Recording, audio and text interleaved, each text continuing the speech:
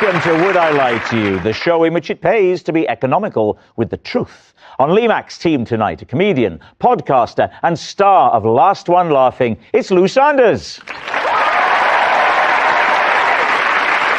And from YouTube to I'm a Celeb to Here Tonight, it's Nella Rose. And on David Mitchell's team tonight, a stand-up comic who is back for more. It's Nabil Abdul Rashid. And he's the face with the bass, the charmer who's a farmer. It's Blur's Alex James. We begin with round one, Home Truths, where our panellists read out a statement from the card in front of them. To make things harder, they've never seen the card before, so they've no idea what they'll be faced with. It's up to the opposing team to sort the fact from the fiction. Lou, you're first up tonight. Oh, lovely. At a Blur gig, I threw one of my socks at my favourite band member, only for him to throw it back. David's team. Is your favourite Graham? Graham's my favourite. What's wrong with Damon? Nothing's wrong with Damon. That's not what you were saying backstage. Who is your favourite member of Blur that is here? Oh, well, Alex, yeah.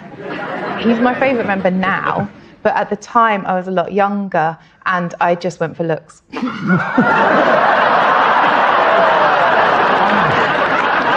went for bad boys at the time. Now, of course, like... Who's the bad boy of Blur? It's Damon Albarn. Tell us about the sock throwing incident. I just got excited. I was swinging it around, because I'm a laugh. Why were you swinging it around? Well, I changed my footwear to be more comfortable because you can't wear like high heels at a gig. I was trying to make my friend laugh with this bit because it's a sock, not underwear. Well, it is underwear, but it's not like the sexy stuff. Yeah, I don't know, it is where I wear it.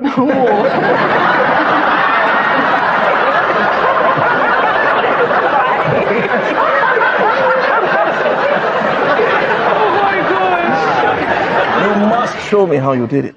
Well, let's have a go. Let's have a go. Let's have a go. Wait, are you trying this for the first time? No, the second time. Don't fold it, just as it is. Wave it to the air. Yeah. Right. So I'm about here. Right. There's a lot riding on that. No. Please let David pick it up. I'm interested to see, David, if you have the strength to throw it back. All right. Oh, God. Get some real...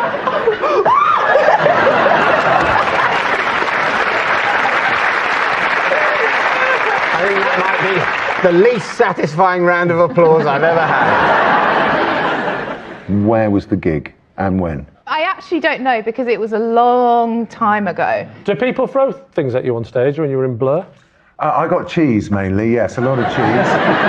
Never saw a sock. Okay, you'd arrived in high heels, right? And you changed into what? We were going to a day thing for my friend's birthday, and that was like a dressy lunch. Yeah. Then we were going to see Blur in the evening. I had to change the shoes, and I put on some flat shoes. With which pair of shoes were the socks designed to go? With the heels. So the heels were like booties. So the socks go with high heels that are sort of boots. Yeah, and booties. so cover the socks. Yeah. Can you say booties? I'd rather not, because booties, I would say that's for a baby. Were you a baby? I'm your little baby. Oh, no. Stop, Lou. Just stop, please. That's horrific. Please. No. Alex, you're in a good position. You know what happens at gigs. I think it's a lovely, lovely load of rubbish. Nabil? I've never seen anyone throw socks, and I've been to some wild concerts as well. It's a lie. We'll go lie. Okay, Lou, they think it's a lie. Was it a lie or was it actually true? It was a lie because you're the best looking one. It's a lie. Lou didn't throw a sock at Blur. Nabil, you're next. When I'm on the train, I like to predict which stop other passengers will get off at just by the way they look. Right, Lee's team. That's quite a skill. I never said I was good at it. What's your technique? It depends. So, like, you know, if I'm on a train and there's a guy like wearing sock and sandals. You'll think Bethlehem. Bethlehem or Shoreditch, you know, 'cause they both have gluten-free bread. I think your reference is to unleavened bread. But I don't think that's gluten-free. I think that's just not risen. Because you remember that from back in the day, don't you? That's right, Lou, because I'm several thousand years old. So give us some examples, Nabil. You're on a typical commute. What sort of people would you see and where would they be going? I observe what they're eating, how they're moving, what they're doing. If they're What they're eating? If they're eating things like, you know, a couscous. You're saying if they're eating couscous. Have you ever been on a train?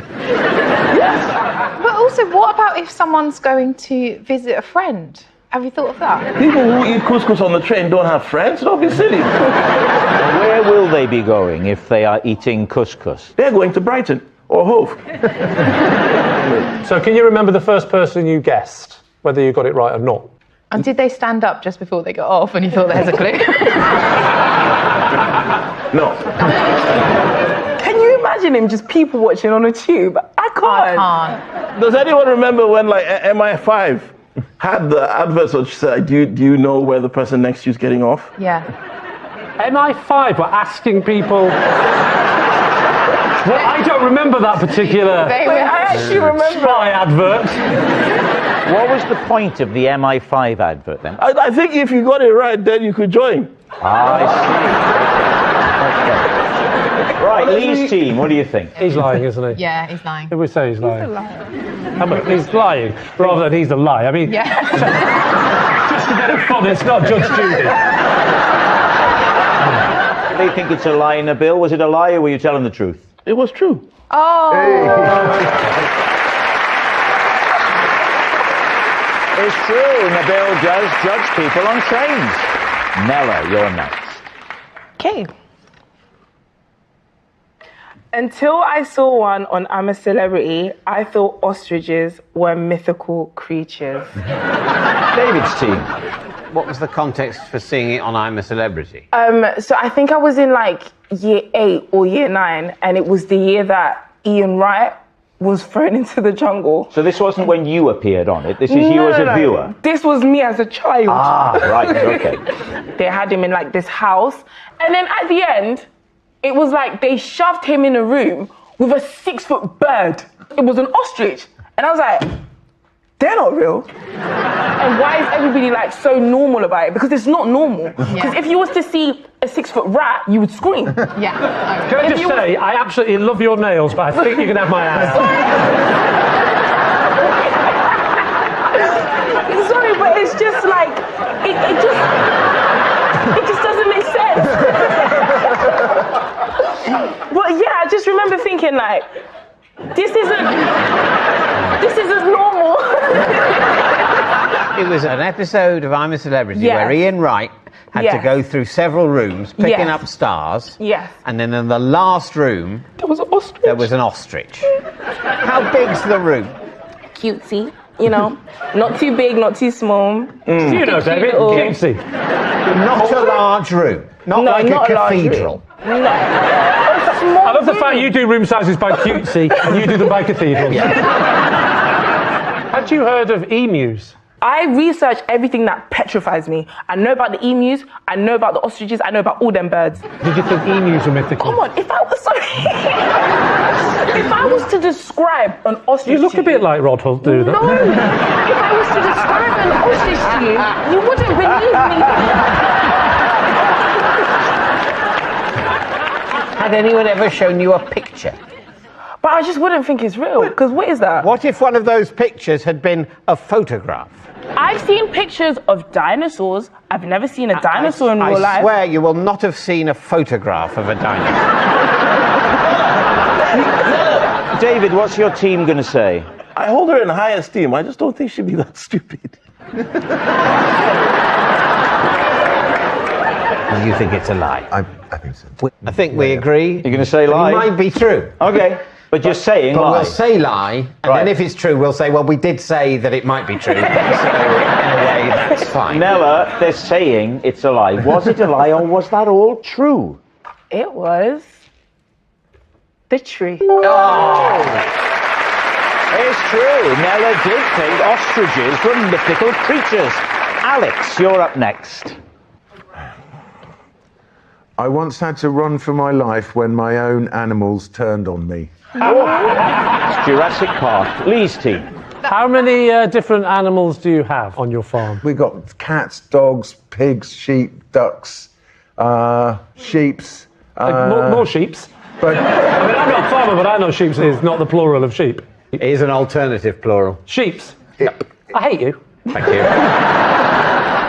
Did you say loads of animals went for you, or just one type of animal? it was a pack of about 24 steers. The What are steers. steers? Steers are young bulls. Can I just take a moment to include Nella in the story as well? Just so you know, bulls are real. I know that. You know that. Talk us through how it happened. I was going to the Chelsea Flower Show. Lovely. The elder was in blossom. Oh. The What? chaffinch was out. It was the first flush of spring. Right. The first flash of spring is when you at last go to the loo after the winter.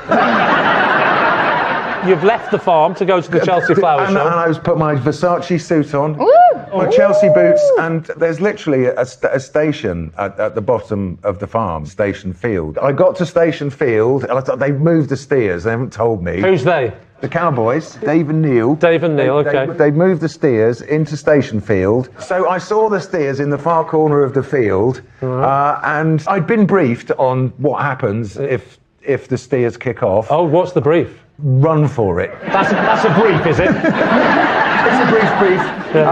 There's the old watercress pond in the middle of the field, with a barbed wire fence around it. I got to the point of no return, Yes. and they knew. And one of them kicked, one of them bucked, and suddenly they were all Stampede. Stampeding. It was an actual stampede. It was an actual. Was there any full-on- part of you as a pop star who was happy to be attracting the attention of the young? So where did you run to, Alex? I ran and I managed to plant a hand on the post for the watercress, vaulted the barbed wire up to my waist in muddy ordure. They were doing all that bull stuff. They were pouring. How did you get away? I got my phone out going, Neil, come and get me, please, quickly. He jumps in the pickup, tearing over the field, honking the horn. And then shoots the lot of them, yeah? Delicious. Yeah. Yeah, I got my own back. Was the meat tender? Right, let's move on to one of their songs. No, they have a song called Tender, didn't you? We did indeed, yeah. There we are. Okay. Tender is the night. What do you think, Lou? Is he telling the truth? I just did that so you get royalties. I think it has to be recognisable.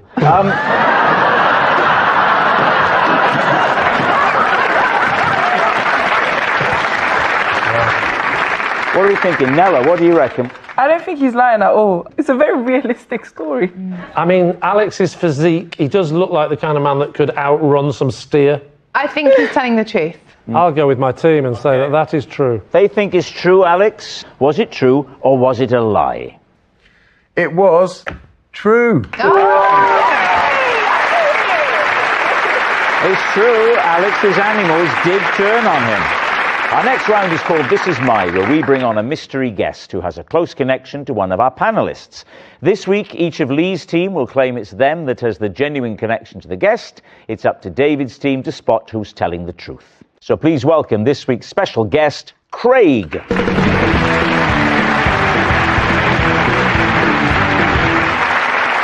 So, Lou, what is Craig to you?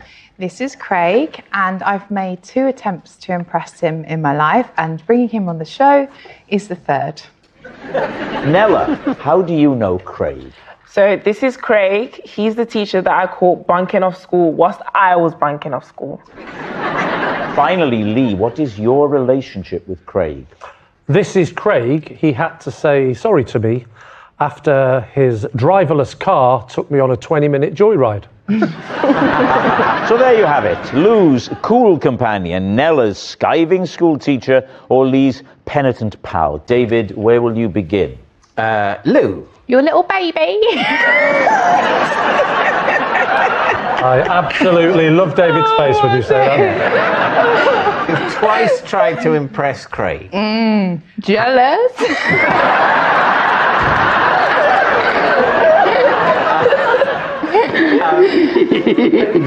How have you tried to impress him? Okay, it was when I was 5, I think the first time was. That was when I had a party in my bedroom.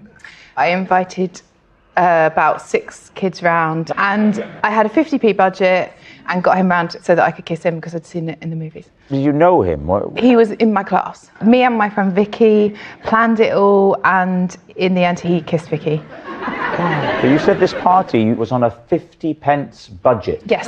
Now, what do you get? I realise this was a little while ago. Yes. What do you Look get? at What do you get for 50 pence? At Tangy Tom's, the crisps, you get like 10 packets of them because they were 5p.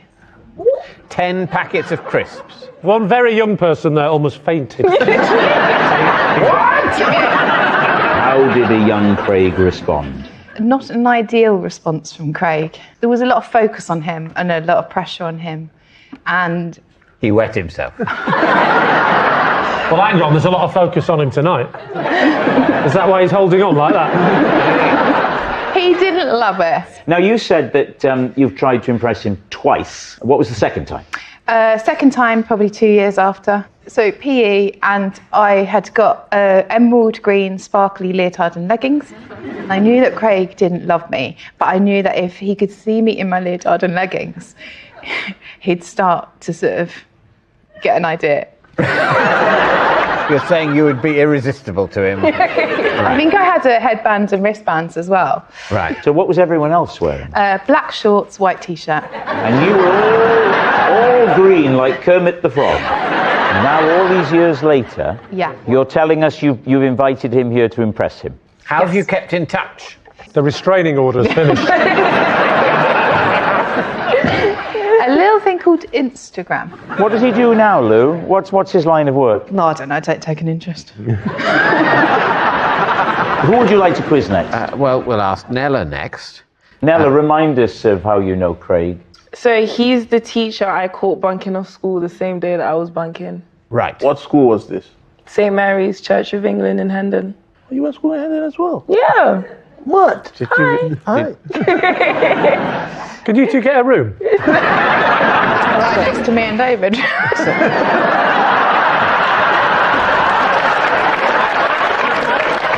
Goodness me. It gets worse and worse and worse. That's what the reviews say. Hey, Alex, fancy getting together? What age are you at this point? I'm year 11. Year 11. So, do you know what an ostrich is by this point? I do. And why are you bunking off school? Sometimes there'll be like a supply teacher. If the supply teacher was in the spot of where my teacher was supposed to be, I'm out. What did he teach? Geography, come on, look at him, bless him. Now, you say you caught him bunking off. How did Yes. that happen? Imagine I'm walking to first period, pop my head in, I'm looking for Mr. George. I'm seeing a supply teacher. Yeah. So I'm like, I don't need to be there. No. He doesn't even know what he's about to teach. So I'm thinking, Mr. George's not here. Free period, might just pop next door and watch Twilight. There's a cinema next door to the school. It was like, boop, boop, cinema. What time of day is this then? This is like 9. So there's a 9 a.m. screening of Twilight. They're in there getting the popcorn going at sort of 7:45, I imagine. Just for the big 9 a.m. rush on a weekday They in are term time. screenings that are that early though. I want to know when Craig enters the story. Right. So then, movie is just amazing because you know when you read the book and then you expect the movie to be like really, really As trash. I and it say, was just when like- does Craig enter the story? So basically, I'm in there, I'm watching the movie. Till this day, I go to the cinema by myself, favorite activity. When And did then- Craig enter the story? The movie's over, The lights come on, and I see Mr. George. So wait, he skived work and then went somewhere next door to where he works. Yeah. So, did you say hello? I popped my blazer up like this and scurried off. Did you say anything? No, I just looked at him like this. But he knew. Yeah, he knew that I knew. Now, what about Lee? Lee, remind us of how you know Craig. This is Craig. He had to say sorry to me after his driverless car took me on a 20-minute joyride. Sadly, we have no more time for questions. Where are we? We are in London, near Victoria. Near Victoria Station. Or Nope. near my wife. I'm sorry, Lou. Baby's got a wife. What happened? This is Craig, and he had to say sorry to me after his driverless car took me on a 20-minute joyride. I wasn't aware we had driverless cars in London. We don't have driverless cars in London, correct. They are now starting to try to sell them, hence me agreeing to look at one for him. Okay. His company's in Victoria, and we started there, and we drove this car on the back of his big pickup truck to a test track just outside London. Well, I'm glad you included the Victoria bit of the story. Why not? Her story started when she was 5. I thought I could go back an hour. So you get in, and what happens? So I get in the car. Front or back? Why don't you buy me a drink first, Rob, and we'll discuss it later. In the back, obviously, in the back. It's been programmed already with my name, so it said, hello, Lee, but I knew it wasn't committed because the lilt of the Lee was wrong. It sort of went, hello, Lee. Where can I take you? And what did you say? Dog in. I said, is it all right if I get the dog in? That's what I meant. What did you think I meant? Unfortunately, because I'm quite inquisitive, I started pressing buttons. And I'd pressed the previous setting, which was to go to a shopping centre, like 20 minutes from the track. So it started going through the gate of the test track, then I realised we're now on a proper road. I should have known, because if I'd looked behind me, I'd have seen him going. I was trapped, and I was frightened. I don't mind telling you. And you didn't ring Craig? I don't think I did ring Craig, no. Why not? I did ring Craig, yes. Okay. And I said, I've been kidnapped by your car. What did he say? He told me how to talk it back. He said, you need to say sorry. And to you, Craig, or to the car? And he said, no, to me. I said, I'm sorry, Craig. Right, well, now I'll tell you, because he was livid. Right. I did the manual button bit, press, press, press. Yeah. And within a second, it said back to the test track type thing. Why did he have to apologize to you? It's your fault. You tampered with the buttons. Because it should be foolproof. I'm sure that's what he was using you to check. We need an answer. So, is Craig Lou's cool companion, Nella's skiving school teacher, or Lee's penitent pal? Have you ever heard of twilight screening at 9 o'clock in the morning? It seems a bit early to me. But then, what about Lou's business? Well, could Lou be sort of a kind of obsessive, sort of delusional, yet predatory figure, even from early childhood? Yes. So I think there is no doubt in my mind that Lou's story could be true. David, time to decide. Right. We're all going to say one of those three people's names at the count of 3 as one, and then work out what we've said. 1, 2, 3. Lee. That was Lee saying Lee. Did you say? What did you say? did say You said Lee. You said Lee. Do you think it's Lee? I just... You don't know. You're starting to. I know it can be a bit much, this process. Come on, David, it's time to decide. Do you see the problem I'm in? I'm not. Yes. The advice I need. But you're You're Nella. not getting the advice you want. I said Lee and you said no. Well, he said Nella. You want me to say Lee? That's what you're asking me to do on television. David. We're going Lou. The consultation process is over. We're going Lou. You're saying Lou. Craig, would you please reveal your true identity? I'm Craig, and this is Lou's third attempt to impress me. Yes, Craig is Lou's cool companion. Thank you very much, Craig.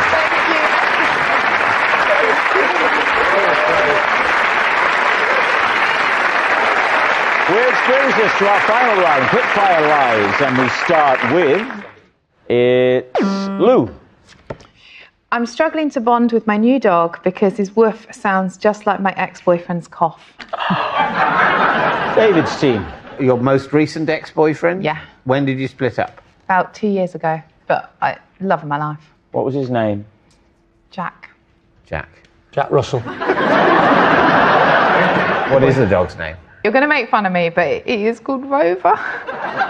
Really? Yeah. What sort of dog? It is a Jack Russell. Rover. It is a Jack Russell. It is a Jack Russell. Just a little quiet word. And Don't push it.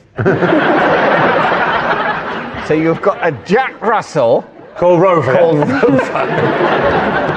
How long have you had the dog?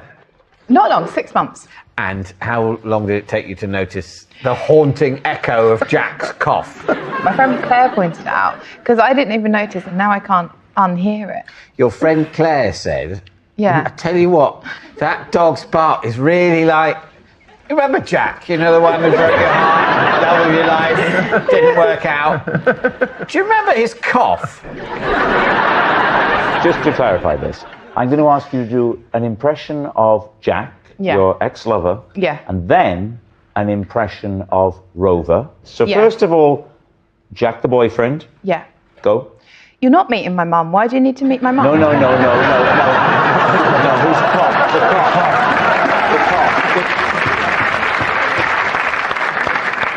So, the cough of the boyfriend. Okay, now the bark of the dog. Virtually indistinguishable. Let's have the cough of the boyfriend again. Bark of the dog.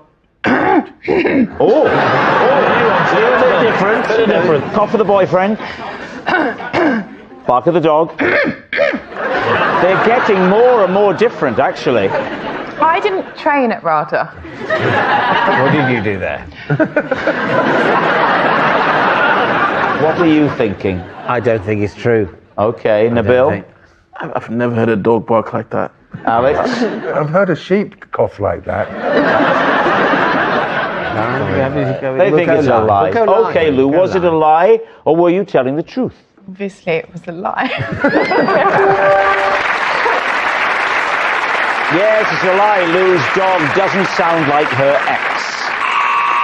That noise signals time is up and it's the end of the show. I can reveal that David's team has won by 4 points to 2. Thanks for watching. We'll see you next time. Good night.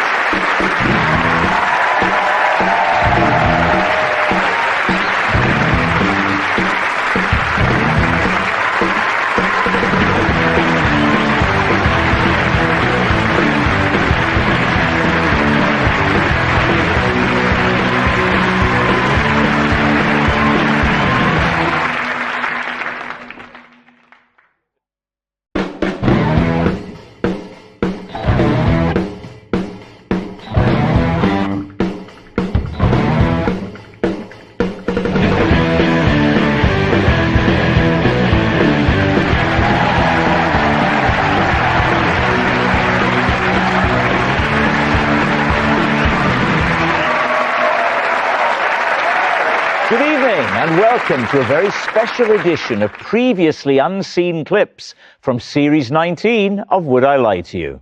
Joining Lee Mack tonight, Bob Mortimer, Diane Buswell, Yinka Bikini, Joe Brand, Josie Gibson, Tasha Ghouri, Jessica Knappett, and Jason Isaacs.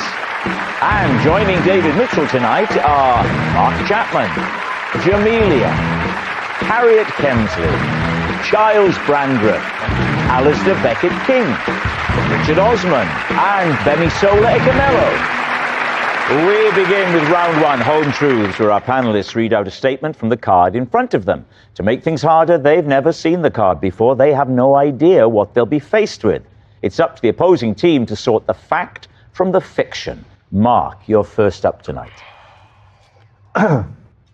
Once, during a school football match, I was sent off for a 2-footed tackle on Liam Gallagher.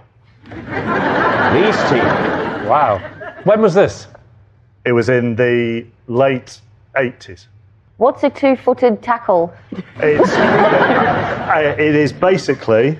Do it on Rob. Rather than...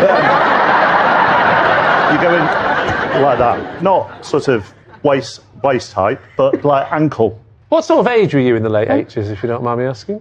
I was 14, 15. So you're the same age as Liam Gallagher? Yes. Really? Yeah. Because one of you looks much older. Yeah. He's had a life of much more drink and drugs, so that's why. I don't think that's what he was saying.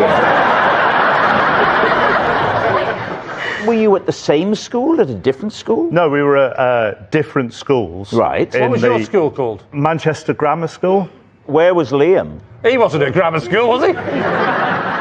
Burnage High School. You got sent off, was he injured? No, you didn't really get sent off in schools football in the 80s. Oh, sorry, I thought you said you were sent off, no? You said you sent off, yeah. Oh, I was sent off, yeah.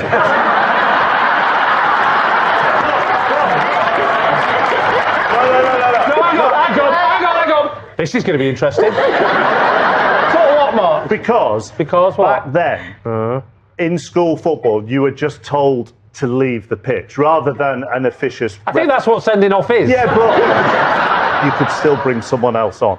Oh, they let you replace you, Yeah. mate. And how did he react? He tried to hit me. Ooh. Did he? Yeah. What, wouldn't you if I 2-footed you? I wouldn't. No. I would go to an authority figure and seek vengeance through that route. Right. So how come Liam wasn't sent off for retaliation? Because they only had 11 players and therefore he couldn't be replaced. So in school football, if you only had 11 players available, they could do anything. One of them's done a murder. Yeah, but we can't have them down to 10 men. We won't have a game. Like, the whole of the Burnage team would have been scallywags. No, that's is very Burnage. unfair to That's, Burnage, Bob. In those days. Particularly when I still live in the area. At that age, did he have a reputation? Because he's got that swagger and everything. Not after I 2-footed him, no. Did he play in a coat? With his hood up. Lee, you're a big football fan. I'm wondering if you've had any encounters with illustrious opponents, if you've gone in hard on anyone. Bob Mortimer. Bill Duffy from the band The Cult. Yes. I tackled him. I took him out. This is incredible. Everyone's at it, David. Did you know that? Tell him about the time that you tripped up Alec Jones in a lacrosse game.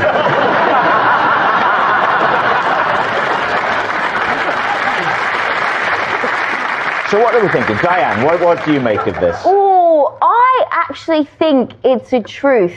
Bob? I think it's true. You think it's true? I do, yeah. Yeah. There's always a sign on this show that something isn't the truth. And that's when someone's telling the story, they go... He may be giving you a double bluff. I don't know, how old's Liam Gallagher? I didn't know who he was for a long time with that conversation, actually. You didn't know who Liam Gallagher was? I didn't. You must be doing a lot of Googling on Strictly. I do. Yes. If you don't know Liam Gallagher. Okay, well, my team say it's true, so we'll go true. Right, Mark. Truth or lie? It was a lie.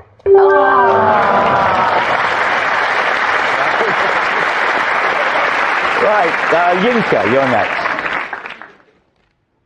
I once bunked off work, but got busted when I was spotted on TV. Right, David's team. What was the work and what was the TV? I used to work at a hotel as a hostess in the restaurant, greeting restaurant people. And let's call them diners. Thank you. there was a reason he was sitting here. And basically, my best friend's sister was in Big Brother. And she was up for eviction. And I wanted to go to the eviction, so I went. When would this have been, Yinka? 2010. And you are a hostess at a hotel. Swanky? Knightsbridge. Now, you say hostess. What you described sounded more to me like a maître d'. But I'm from Peckham. Imagine Lee has done well enough to visit this hotel of yours. How do you deal with someone like him coming into your hotel? I've got a reservation. Name? No, I mean your tablecloths are dirty. Lee Mack. Table for one? Dining alone? Yes, she's left me. Thank you. We have one right by the toilet for you, sir. See, I would like to say how dare you, but that's actually quite handy. Thank you. So what happened then? So I was working in the evening. Yeah. And I said, well, I can't come to the eviction because I'm at work. And they were like, these are the friends. Come on, you have to come, you have to come. So I was texting during my break. Okay, you have to think of some sort of emergency in order for me to get off of work. Right. So then my best friend's other sister called up my workplace and told them that my house was being burgled. Because you wouldn't phone the police, would you? I wasn't There's the one. There's a burglary, quick, phone a random restaurant. Yeah. Yeah. How did she know it was currently being burgled? Well, I didn't answer the phone, so I don't know. Yeah. Sorry, did you just say how did she know it was currently being burgled? Yeah. It wasn't. Are you actually following this? So my manager came up to me and said, your house is being burgled. Yeah. So I said, I've got to go. So then I went outside, my friends were in the car, and then off to Bournemouth we went. They were in the car waiting for you? Yeah, in a little Does this Peugeot. story end with you saying to the boss, you're not going to believe who burgled it, Davina McCall? So you got in the car. We went to the eviction. You went to the eviction. And then they made me a sign. I think it was John. Get John out. So I'm saying, get him out. Way! Save my friend from the eviction. So, you got another shift then the next day? Yeah, Saturday morning. What happens? So I've gone into work and it was so weird because as I'm walking through the corridor, everyone's asking me how my house was. And I'm like, yeah, fine, yours? Because obviously I forgot. My house wasn't really burgled. Yeah. And then so my manager called me into the office and was like, what happened yesterday? And I was like, oh, well, you know that they took everything. And then he pressed play on the telly. And I was One of those tellies with play on, yeah? Yeah, because he must have recorded it on demand or something. Oh my gosh, this is horrible. This is a good You're story. on my team. I know, I'm gripped by the story. I'm genuinely gripped by the story. So then I just saw myself with me sign. What happens next? I was like, I'll just get my stuff. You immediately accepted a defeat. dismissal. Yeah, You didn't say, I'm sorry, can I still I work wasn't here? sorry. You weren't sorry? No, I'll do it again.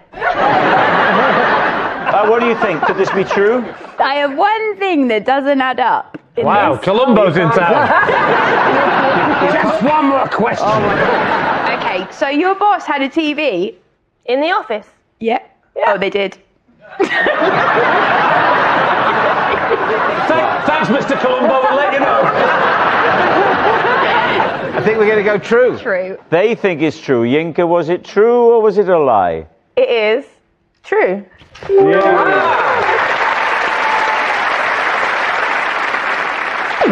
Alistair. My middle name has 3 consecutive O's in it. Lucy. Your middle name has 3 consecutive O's in it. Yours as well? No.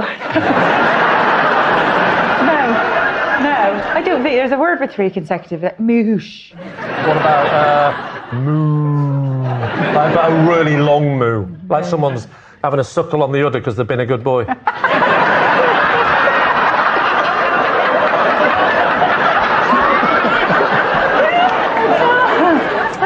Okay, so what's your middle name? Owen. Now, I'm not a great speller, but even I know that is traditionally spelled O-W-E-N, isn't it? This is a rare Gaelic spelling, Scots Gaelic spelling. Of Oh, the name Owen. have you got Gaelic blood? Yeah. I didn't know. How do you spell Owen? O. I want to be like you. E-I-N. Owen.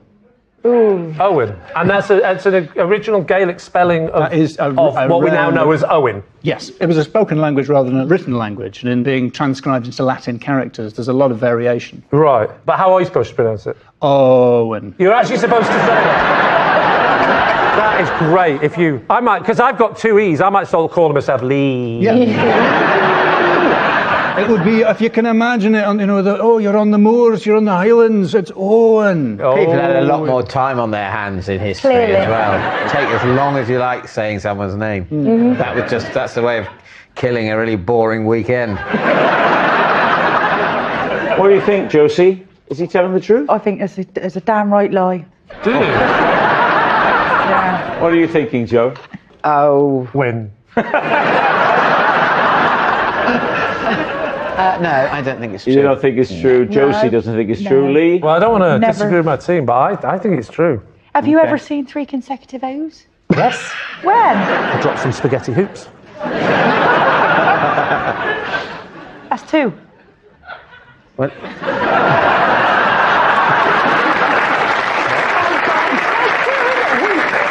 I dropped some the food stuff, spaghetti. Oh, sorry. I dropped them. I didn't drop a whole tin of spaghetti and go, there seems to be 3 O's in this. What's it going to be? We'll say it's a lie then. Okay, they think it's a lie, Alistair. Was it a lie or were you in fact telling the truth? I was telling a lie, sorry.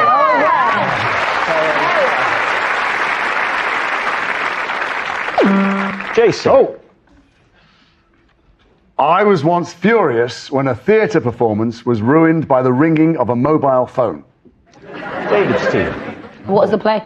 The play was an Irish play about Northern Ireland and... Who were you in it with? Irish people. Yeah, do you remember any of them? There was a Sean. Oh, yeah. You know, Brian. Dermot. So what happened? The end of the play was a big silence, and a phone rang. This is a long time ago, so the phones were on ascending rings. Can you remember the ringtone? I can't, but it would have been a Nokia. It was back in the pre-iPhone So days. was it like a... or was it a sort of... Well, like, what? One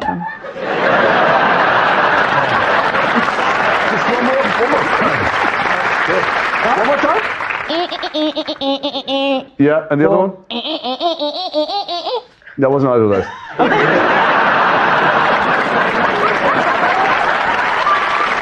The terrible thing is, I was sitting there thinking, we've earned this silence. This is a tense play, 2-hour play. And I was about to turn around and say to the audience, somebody switch that off. And I realised it was in my pocket. It was my phone. I know. Oh. I know. I had brought my phone in my pocket on stage for a play set in the 1970s when they didn't have phones. What did you do, Jason? It's a hell of a twist, the way you've told the story. Yes. And it's like, I would say, honestly, I enjoyed White Lotus. This is better. Thanks very much. So I took it out of my pocket. I went... You've not even been invented yet. That's right.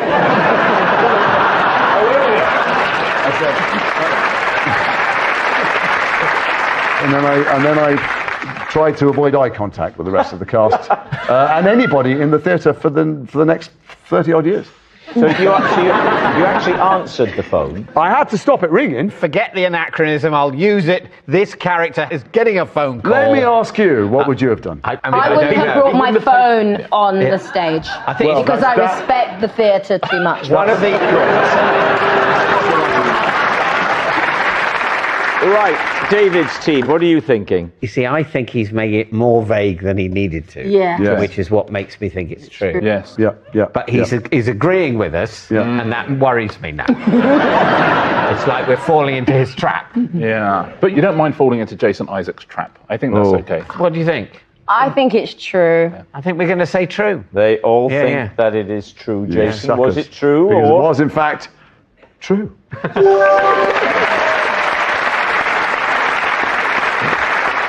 It's Bob. Here we go. Because I drive a lot, I've recently had one of the seats removed from my car and a toilet installed in its place. So which seat have you had removed? The rear passenger seat. So it's diagonally behind you. Yes, as it's there, you drive. yes. And what's the flushing situation? There's no flushing, it's a bucket.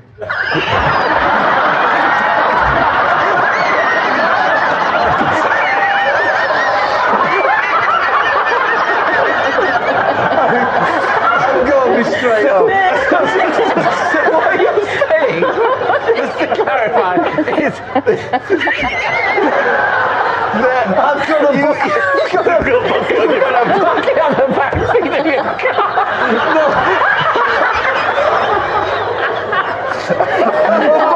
A bucket for number 2 and a welly for number 1.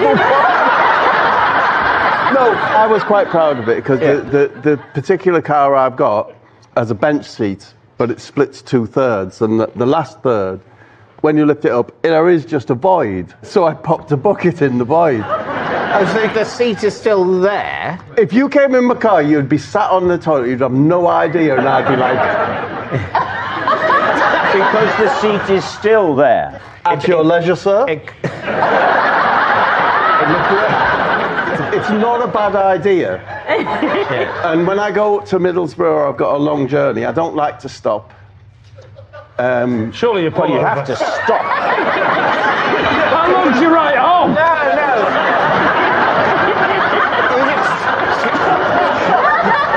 You just wait for a long light. Right, it's time for a guess. What's your team going to say, David? I think we think it's probably a lie. Bob, they think it's a lie. Was it a lie, or were you telling the truth? I was telling a lie.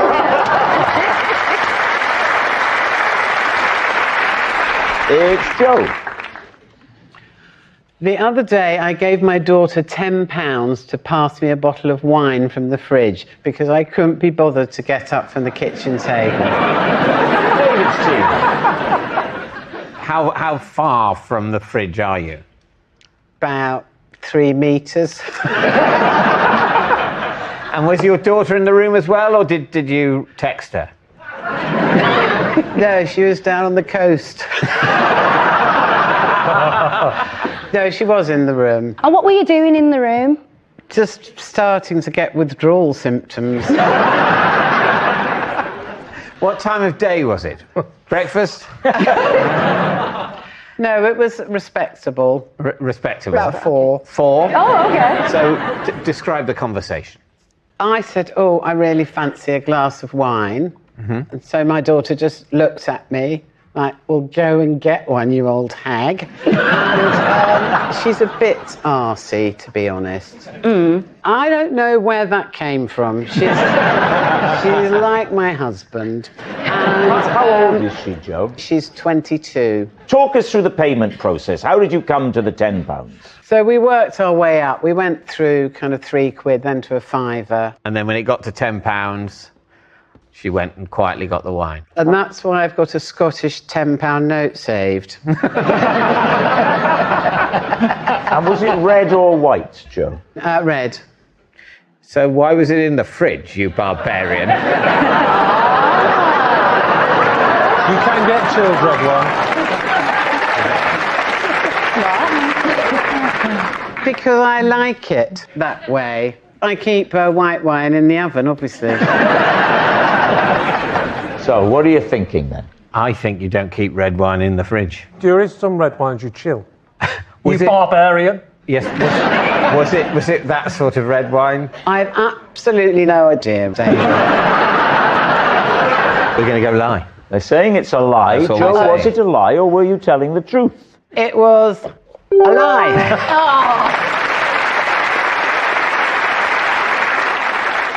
It's Diane. To ensure my Strictly dancers go well, I play out the entire performance in the loo before the show. David's team. When you say play out the whole performance, what does that involve? Do you do the dance in the loo? I do everything. How could you do the dance while being on the loo? In the loo, Well, or in- on, like the top of the show, like walk out, wave. Oh, really? I go down the stairs, yeah. That's interesting. So it Yeah. starts for you, and Yeah. and out you come.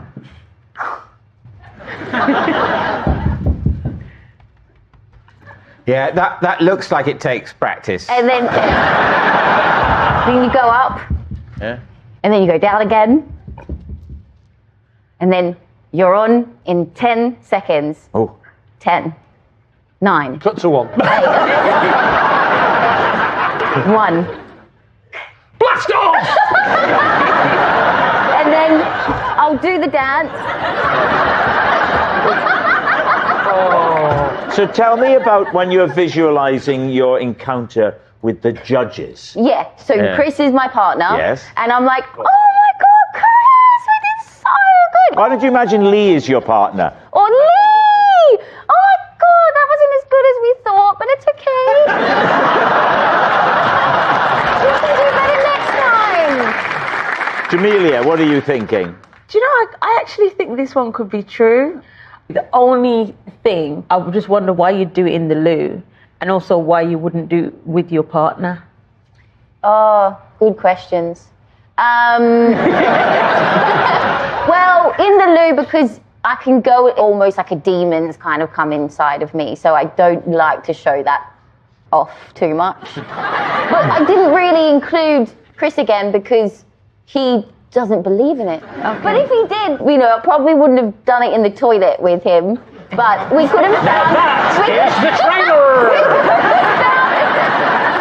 David, what do you think? I think this is true. Okay, they think it's true. Diane, was it true or was it a lie? It is indeed true!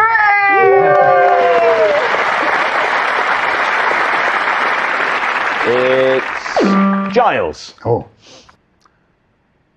I still get royalties for a song I co-wrote that was a big hit in Italy in 1987. Lee. Okay. Who performed it? A very amusing Italian entertainer who was called Piccolo Marina. Is that a man or a woman? We could never decide. How did this come about then, Giles? I'm a friend of Tim Rice, Yes. the lyricist. We were out one evening, and I had difficulty in paying for my share of the meal. Well, hang on. In 1987, you were a very well-known TV personality. Yeah. So why were you struggling to pay for half your dinner? I was going to become a member of Parliament, and I therefore gave up all my other interests. My income dropped considerably. Tim said, what you need to do is write a hit song. So there we are, problem solved. Did you stand for election? Yes, I was elected. I was a member of Parliament until the people spoke. By the time I lost my seat, by then I knew I had contempt for my constituents. It just came as a bit of a shock to find the feeling was entirely mutual. The point was, I was having supper with Tim Rice. I saw the fortune that he had made out of putting a few words together. And so I actually wrote the song. It was about Pinocchio. And the song was called I Cannot Tell a Lie. And we were in Venice, Michelle and I. We were in a lovely restaurant. And she said, you know, we've been married quite a while now. Do you still love me? And I said, do I still love you? I'm Pinocchio. I cannot tell a lie. And I began singing the song. And she began divorce proceedings. I'm singing the song too loudly. Michelle's going, shh, shh, please. I'm saying, no, it's a lovely song. Pinocchio, I cannot tell a lie. I cannot tell a lie. Oh, no, I cannot tell a lie. Then the chorus comes in. What about your nose? What about your nose? It grows, but I cannot tell a lie. I cannot tell a lie. I am Pinocchio. Sorry, good, thank you.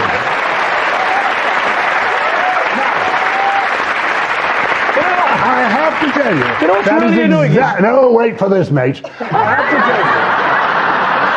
have to tell you, that is exactly the reaction we got. And somebody came out from another table and said, lovely song. I am composer. I would like to take your song and put it on Italian television. So the bit you sang to us then, is that the chorus? That is the chorus. Great. Yeah. So why don't you sing us the first verse?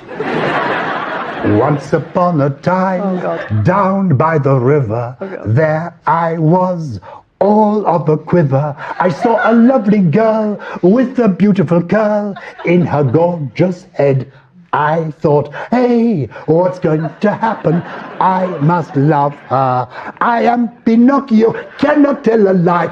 That was the essence of the song. Right, Lee. It is time to take a guess. First of all, it's not time to take a guess, Rob. It is not time to take a guess. It is time to say to Giles, okay, and the second verse.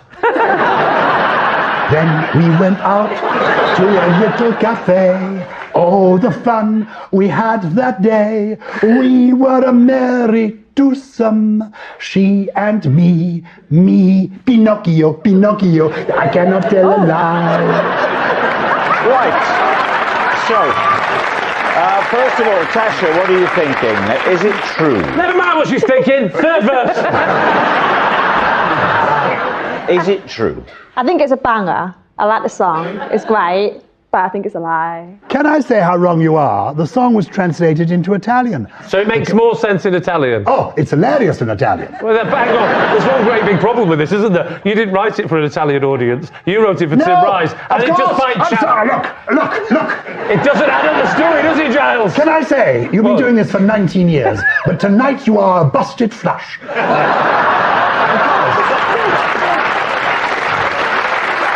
It gets to about number 12 in the Italian charts. Occasionally, we go on holiday there. I'm exaggerating slightly now. We go on holiday there, and I feel I still hear people humming it.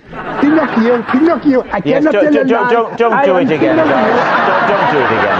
Right, it's time to take a guess. Is it true or is it a lie? I don't think it's true. What do you think? I think it's... You think that's true? It has to be. He's just very good at that sort of thing. But I just know it's a lie. Okay, true. so they're saying it's a lie, Giles. Was it a lie or was it in fact true? It was a lie.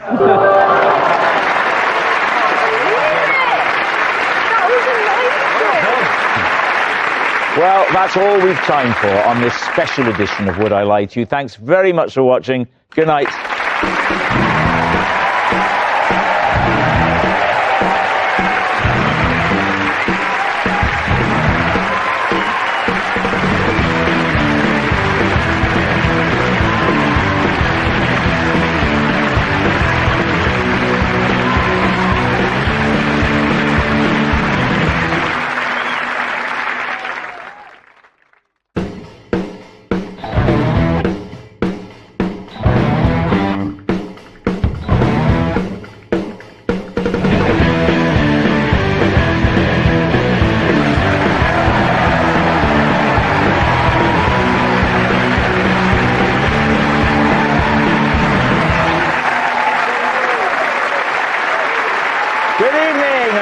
Welcome to Would I Lie to You, the show with unvarnished truths and highly polished lies. On Lee Mack's team tonight, from this morning to this evening, it's Josie Gibson. Ciao.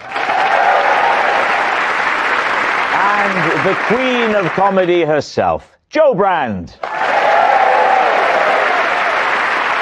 And on David Mitchell's team tonight, children's author and stand-up comic, it's Alistair Beckett-King. And singer, actress and West End star, Beverly Knight.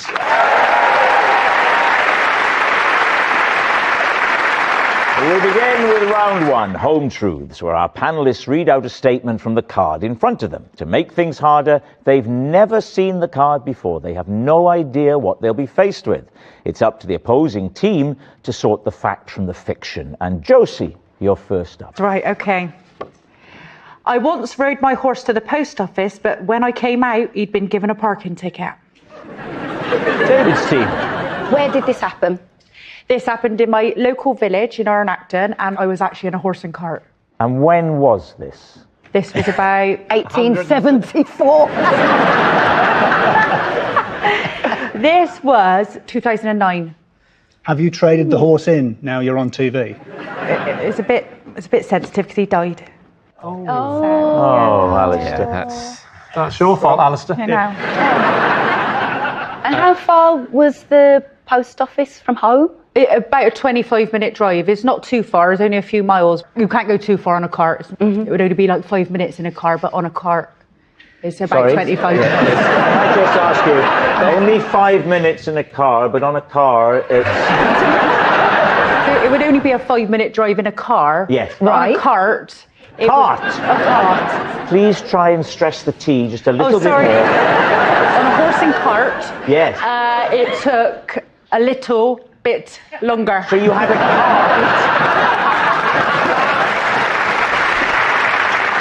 What part of the horse was the ticket on? It wasn't on the horse as such. It was actually on the cart.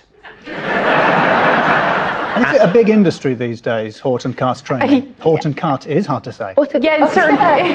Is horse? Just so you know, she was told to pronounce the T's. You might want to drop them when they don't exist. Right. Previously, you've never got a ticket. Never, no. I will just say, normally, I do put the horse in the car park, but... Sorry, what's his registration number for the machine? JET, Jet, his name was. Yeah, but this time, I parked him on the double yellow lines outside the post office. So what did you do with the ticket? Did you appeal? I basically just ignored it. Oh? Yeah. Well, and what happened? Nothing happened. Well, of course, nothing happened. Nothing happened. But how could it? Because usually they've got the car registry. What are they going to write? Some cart. It's untraceable. No, you've got to put a registration number on the back of a horse and cart. Oh, do you? Yeah. Paint a picture of Jet, the horse. The dead horse. So, Jet... Sorry, what? Wow. I'm glad you didn't say you went to the post office with your mother. He'd have been just as heartless. But Jet was a very special horse. He was obviously jet black. He did like a mare. So you had to be careful. When you went past the mare's field, you had to be really, really careful. That is very awkward if you're in a horse and cart on the attic.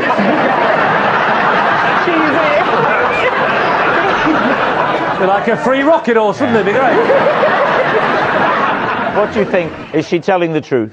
I think she has knowledge of horses. Yeah. I think she may have had a horse in her life who has subsequently passed away. I Must believe you that. keep banging on? When you're getting the number plate for a cart, what's it say? Does it just say horse? No, you know when you buy like a personalised licence plate, you can do that for a cart. So ours was Jet 2. Oh my God, was there another one that died as well? We called him Jet 2 after the airline. Oh, I see. Should have called him Virgin for when he's going past the Meuse. Right, what do you think? Trying to decide. I think there's a whole bunch of truth, but the central thing I don't think is true. What do you think? I think it's true. You think so? it's true? I see. I completely believed it until the thing about the number plate. Okay. It's on you. I think it's a lie. Okay, they think it's a lie. Josie, was it a lie or were you telling the truth? I can confirm that it was a lie. Yes, it's a lie. Josie's horse didn't get a parking ticket. Alistair, you're next. For several years, I regularly wore a wizard's hat. Please do. Shall we just kick off with why? Oh, I was going to say, is it a euphemism? For what? What for?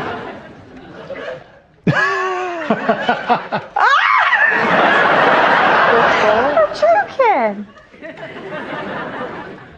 No, it isn't.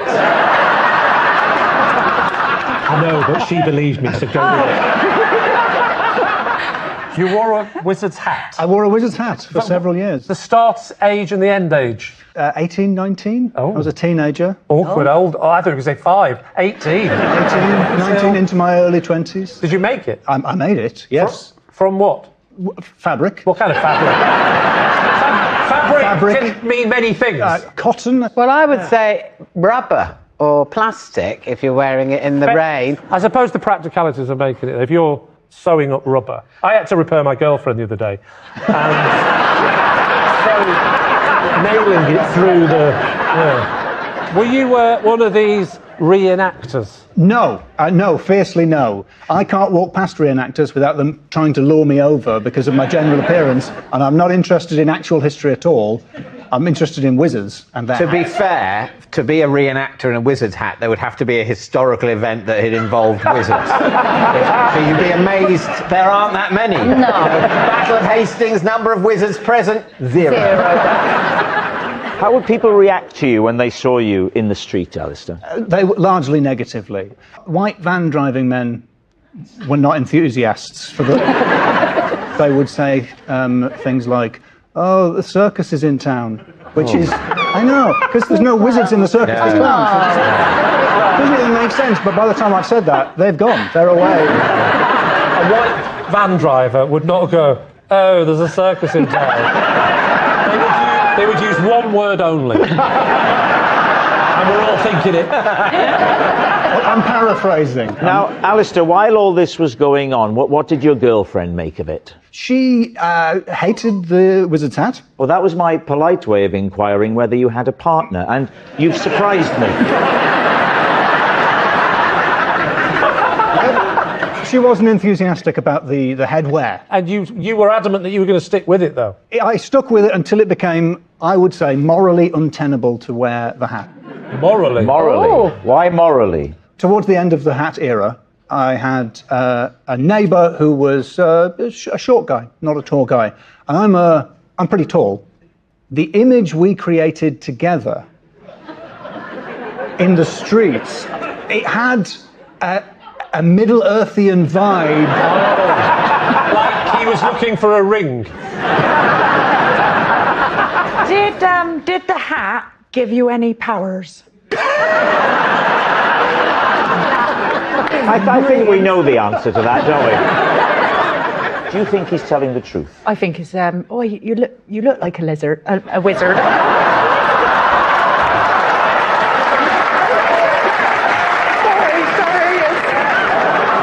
I'm going to cry myself to sleep underneath a light bulb tonight.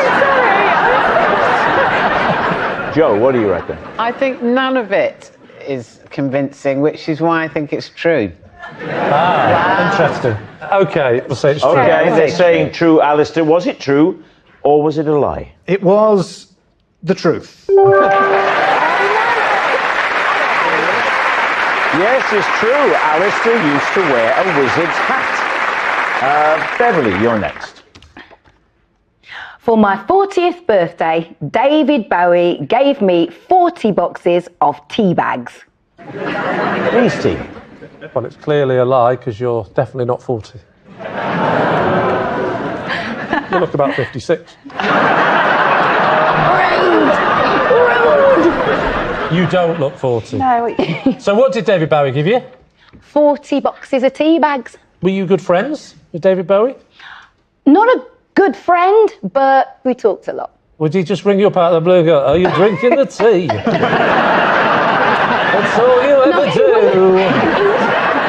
Did he wrap the tea up like it was a birthday present? You just got the boxes? Was there a note? Was it?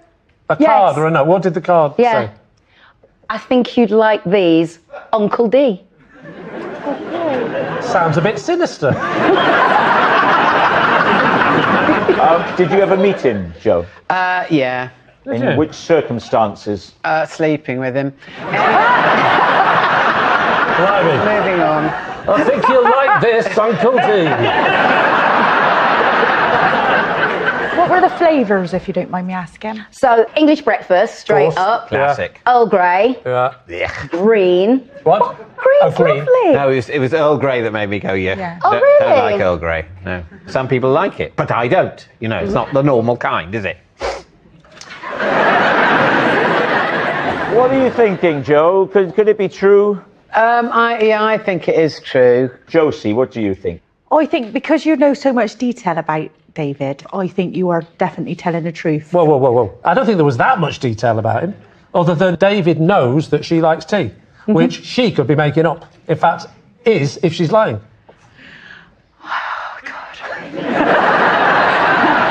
Oh, on, now I'm thinking. It's good that you've started. What's your team going to say, Lee? If you two think it's true, we'll go with true. Do you think it's true, Josie? I do, yeah. Well, then we'll say true. Okay, they're saying it's true. Beverly, was it true or was it a lie? I can confirm it was a lie! Oh my God, Yes, it's a lie. Beverly wasn't gifted tea bags by David Bowie. Our next round is called This Is My, where we bring on a mystery guest who has a close connection to one of our panellists. This week, each of Lee's team will claim it's them that has the genuine connection to the guest. It's up to David's team to spot who's telling the truth. So please welcome this week's special guest, Tamsin.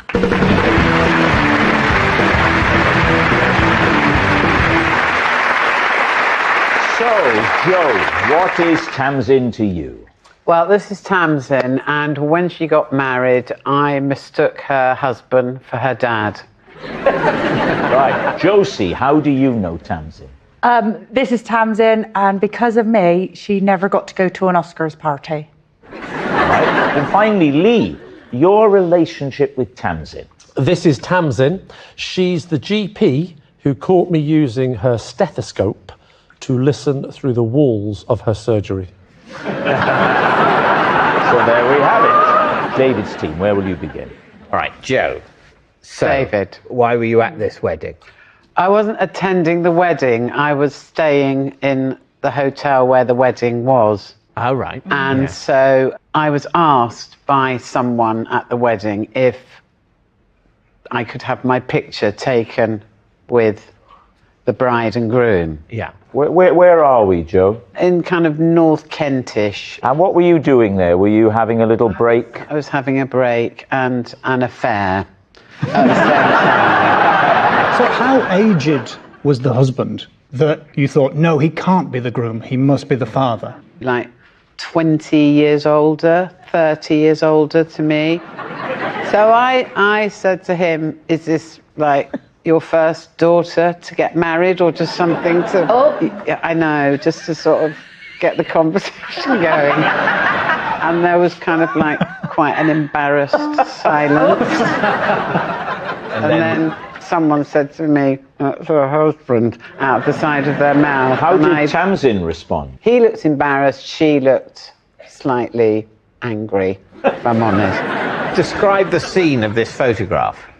People sitting round, drinking. But this is after the meal and the speeches, and not in the room where David, the tables would be. I didn't get a rundown of the order of their wedding. I'm sorry to press you. I'm only doing it just in case you're lying.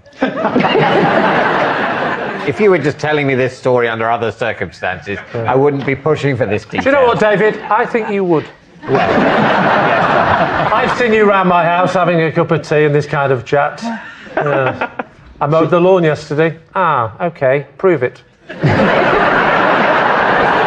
you make it up? Did you leave on good terms? Well, I apologised, yes. But Did you offer her tickets to one of your shows? No, because I always view that as more of a punishment for young people. How long ago was this? 3 or 4 years ago. And would you say you've stayed in touch with Tamsin since then? What do you think? I just think she would be very hard to track down for this programme. Well, all you'd need is the date you were at the hotel and just ring the hotel. There was a wedding on, remember? No, that's pretty impressive. Yeah, I haven't thought of that. How do you do it? Well, I think from what Lee says, the story about the GP and the stethoscope's looking less likely.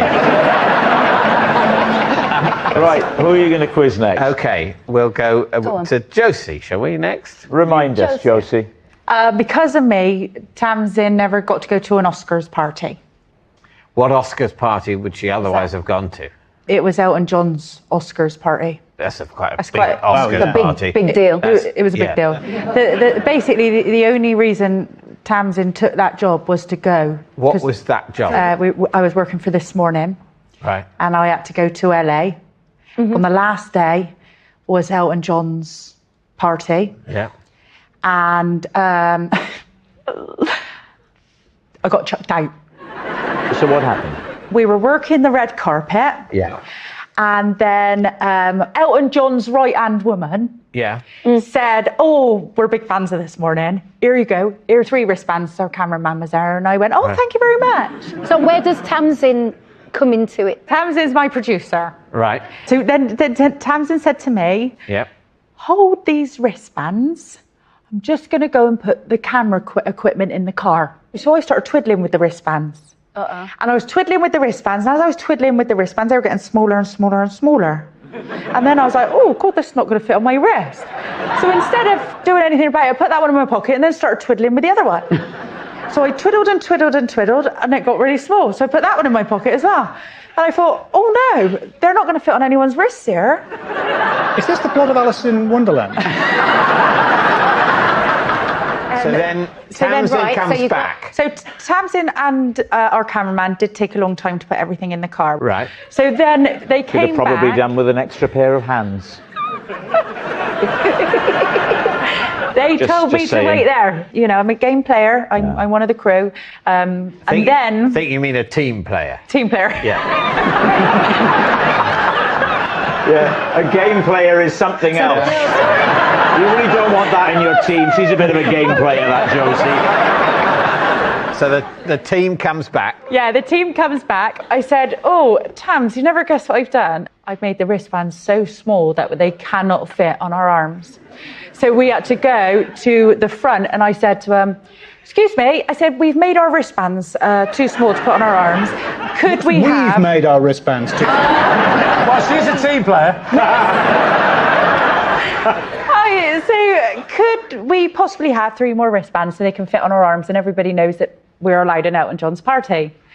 And the woman went, "What's your name?" And I went, "It's Josie Gibson." And she went, "Your name's not on the list." Get out! Like that. Oh, there's a big dip in plausibility there. Yeah. So Tamsin must have been furious with you. Oh my God, Tamsin was so furious. It was unreal. So where did you go back to? We went back to the hotel, really nice hotel. Oh, lovely. which one? It was lovely. It was called the Hollywood something. Ah, right. I'll be honest, Tamsin went right with me for about 2 years. Oh. 2 years? Yeah. Right. And then what made her get over it? Probably bringing her here. So this experience has eclipsed her hopes for Elton John's. I'm hoping. Josie, just so you know, there's drinks in the green room afterwards. Yeah, but she's not invited. Now, what about Lee? Something to do with a stethoscope. This is Tamsin. She's the GP who caught me using her stethoscope to listen through the walls of her surgery. Ah, well, what was this sequence of events, Yeah. Lee? I wasn't feeling very well. Oh, right. I went to my local GP, and I'm very fortunate that my local GP could fit me in that day. Because there's been all a of- cancellation. Oh, I see. And we I'm know what very that lucky. means. A death.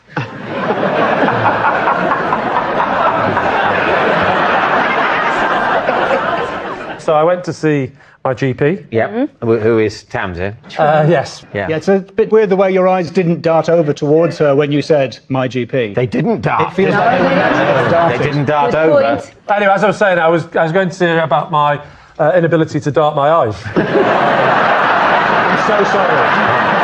And she couldn't fix it. Isn't that right, Tamsin?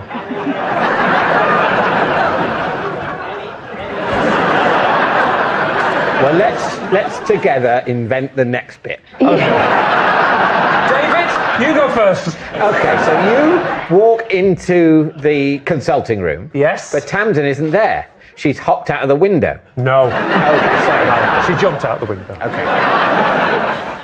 No, so I went in. She said, "I'll give you a quick checkup," and she got her stethoscope out and she checked my heart. I said it's the other side, but you know she's new. And the bit I've missed out, the very important bit I missed out, is that none of this happened. No, the bit that I missed out was that in the waiting room, I saw a man look at me. And he gave me... You must have been looking at him then, to be fair. Well, I could look at him because he was over there. I couldn't dart my eyes. And he looked at me in a way that made me think, is he sort of giving me the nod of you're the guy off the telly, or is he giving me the nod of you're the dad from the playground? How did that mild social anxiety translate into theft and eavesdropping? Right, it wasn't theft because I didn't take it from the building, and as you know, you can't get done for shoplifting by putting it in your pocket. You have to walk out the door, and trust me, I know. You can stuff as many sweets in your pocket, they can't do anything about it. You have to exit the building. I don't think you're allowed to eat them going round, admittedly, but... Even though they're, in molecular terms, still in the building. Correct. If you've stayed there long enough that you've digested them, ejected them, and left that in a corner, they can't touch you. They can't. And in fact, they don't want to touch you, I find. What prompted you to pick up this stethoscope? Yeah. We have the consultation. I hear a knock on the door. There's a chat about something, and she needs to go next door. And as the door is open, they call out a name, and it's your man. All three of them go into the room, and I'm sure that I heard the word Lee. So I thought I'll have a proper listen, right? And I saw the stethoscope in wall. Listen.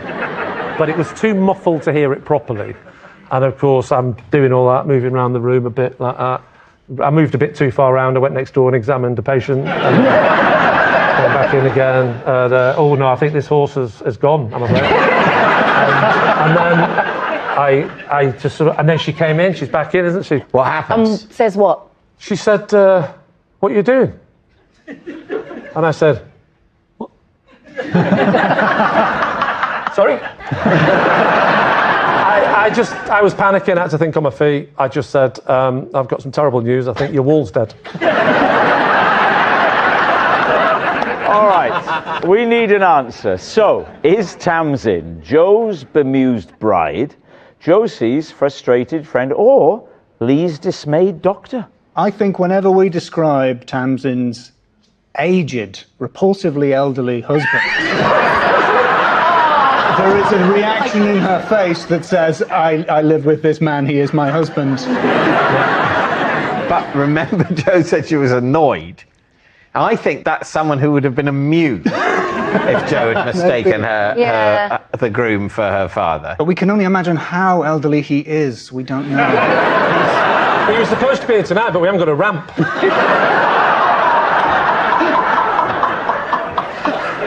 Right. Lee's story? I think it's less embarrassing to not recognise someone than it is to borrow a piece of medical equipment. I must say, there's a lot of plausibility to Josie's story for me. You described a sort of wristband that you could, as it were, put beyond use just by fidgeting with it. That is a thing. Well, I'm deeply lost. But I think you two think it's Joe. Yes. Yeah. Well, let's say it's Joe then. Okay, they're saying that it's Joe and God, here we go. the wedding. Tamsin, would you please reveal your true identity? I'm Tamsin, and because of Josie, I missed an Oscars party.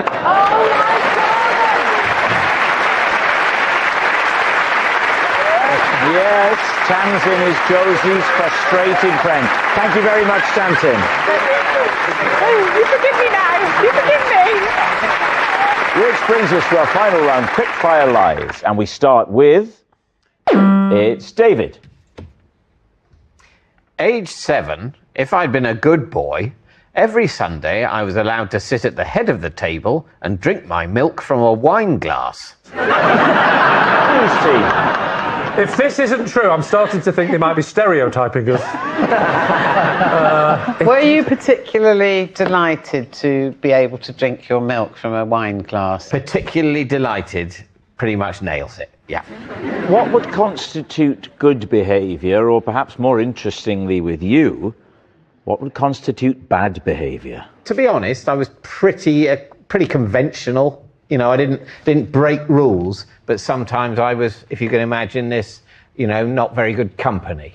You know, I'd moan, and I'd say, oh, do I have to, and that sort of thing. So you were a bad boy if you said, I'm quite enjoying saying you're a bad boy. That's a bad way. You were a bad boy. A naughty boy. Bad boy. And would you be served? Like the maitre d' would say, would you like to have a look at the... I'd look at the milk list. No, I wouldn't be served, but I would just... You're allowed to drink from the wine glass. Because that's what they did, the grown-ups. Yes. And you've got siblings, of course. I didn't at that point. Ah, okay. Because he's 8 years younger than me, so at that point he was -1. Oh, so there was... That's sort of around about the conception time. You don't want to be thinking about that. Well... and yeah, there was... They used to pour you the milk like that and say, you enjoy your milk. I would sip the milk, and then I'd wake up 4 hours later with my face on the table, and my parents would come into the room smiling. I can imagine him with a little baby sham glass, like with a little pinky out like that, drinking his milk. With his what out? With his little pinky. Oh, right. Because he was very much in danger then of being a bad boy, wasn't he? I think we'll have that glass of milk back, don't you, David? OK, time to decide. You're not having it? No, I'm not having it. And you are having it? Well, I don't know about that, but yeah. But you believe him? Yeah. I will go with Josie and say it's true. OK, they're saying it's true. David, was it true or was it a lie? It was a lie. It's a lie. David didn't drink milk from a wine glass. That noise signals time is up. It's the end of the show, and I can reveal that David's team has won by 3 points to 2. Thanks for watching. We'll see you next time. Good night. A whodunit mystery for students. Turn detective and solve the story with BBC Bite Size. Go online now. And heavy is the head that wears the cloak. Now their fate has been left to chance. Don't go anywhere. The Traitors Final is next.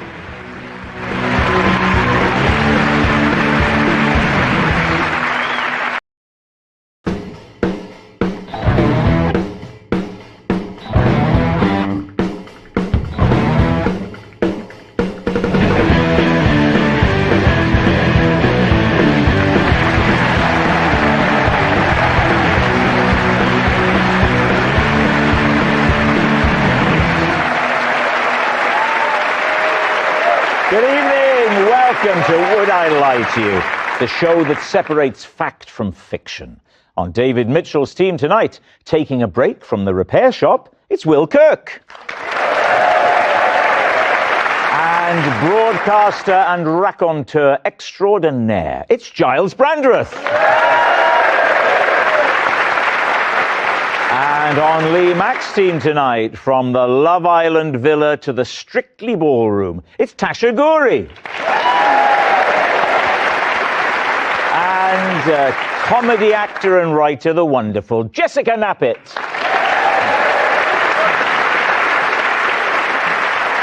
We begin with round one, Home Truths, where our panellists read out a statement from the card in front of them. Now, to make things harder, they've never seen the card before. They have no idea what they'll be faced with.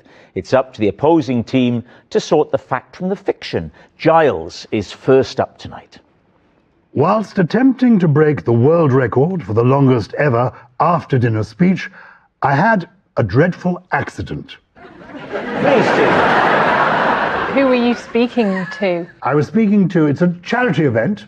We are at a hotel in London. So what was the record that you were trying to break? The record stood... The record stood... The record scratched by the sound of it. The record stood at 11 hours. I spoke on that occasion for 12 and a half hours. And these people stayed to watch? They did. You may be surprised to hear that. But, I don't know if you've ever heard me speaking at length, but... What was the subject of your speech? Now, this is interesting. I decided to do it as an A to Z of life.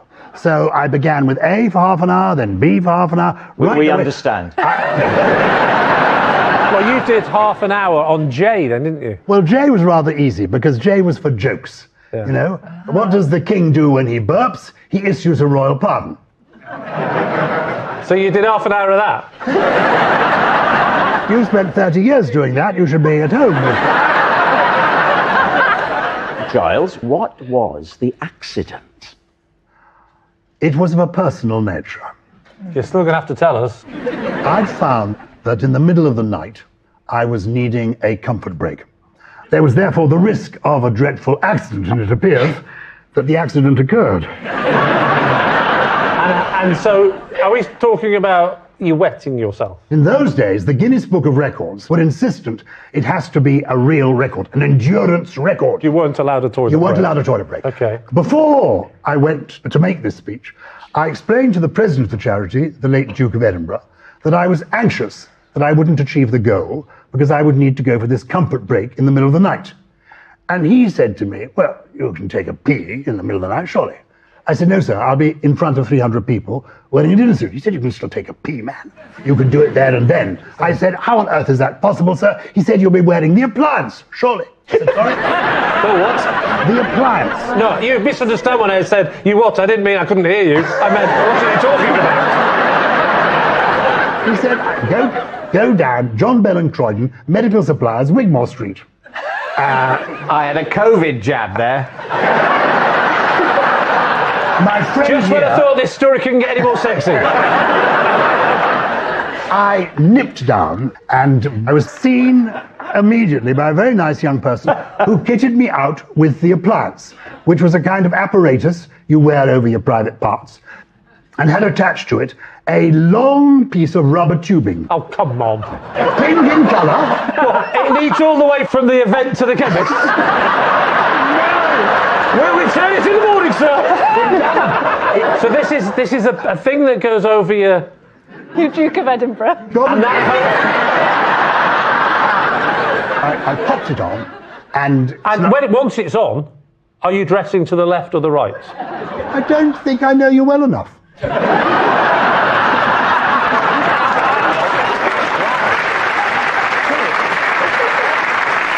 About 2 in the morning, I thought, I do need now my little Jimmy Riddle. And then I suddenly thought, oh my God, is it going to make a terrible whooshing sound? So I thought, I know what I'll do.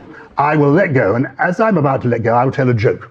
And on the laugh, that's when I will let go. And the laugh will cover the letting go. Yes, the whoosh. So I let go. It was then that I realized that the appliance had slipped its moorings. Giles, can I ask a question? What letter are we on here? Is it P?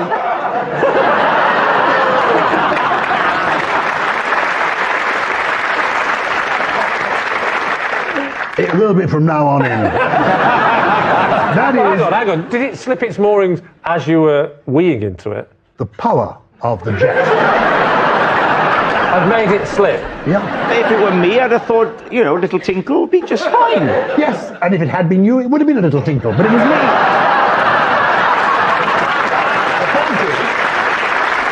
So is it like a catheter, but it's mechanical? Yeah, well, yes. I mean, I'm able to stand up, or maybe you can't stand up. Giles, is this wise? Are you wearing it tonight? No. Now you may find this surprising, but I am now sponsored by the Tenor Flex Plus Super Soft Incontinence Pad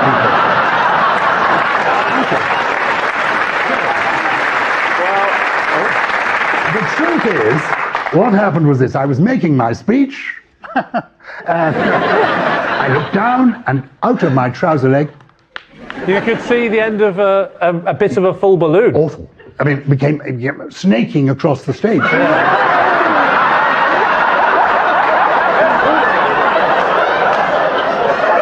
And meanwhile, you're still going. Yeah. No, it staunches it completely. It's all coming back now vividly to me. So the shock stopped the flow. Worse than that, I found I was not able to go to the loo for, I think, about 72 hours.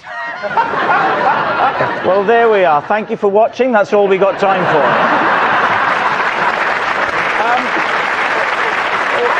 Tasha, what are you thinking, Tasha?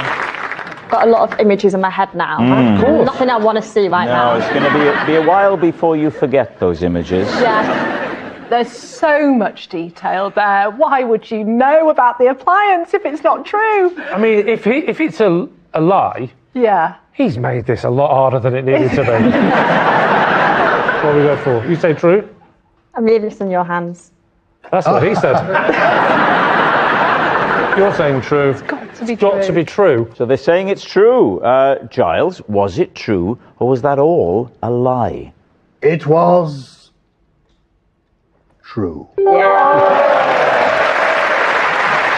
It's true. Giles did have a dreadful accident during his world record attempt. Right, Will, you're next. Right. out loud, Will. Okay. When King Charles came to the repair shop, I had to chase him to his car because he'd walked off with my big chisel. Lee's team. I know he was on the repair shop. I remember seeing a clip. Can I just check, was he king at this point? He was actually prince. What did he bring to get repaired? A vase. And what was wrong with the vase? Vase was broken. Obviously. Otherwise your show would be called Second Hand Shop. Exactly. Apparently the vase had been put on a window at Dumfries House, and one of the servants, I don't know, Giles, is that what they're called? Staff.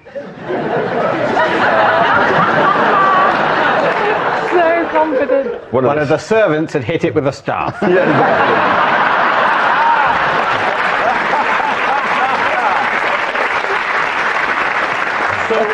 And that's when it broke.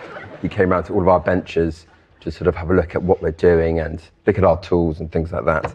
And I have a really big chisel that he was quite taken by. What did he think of your tool? He said that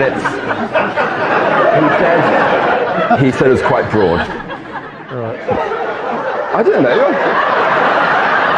Surely, in your job, you've got many sized chisels, not just one big chisel. But this is my favourite one, and I have a little place for it on the wall behind my bench. What did he say when he was Weighty. holding it?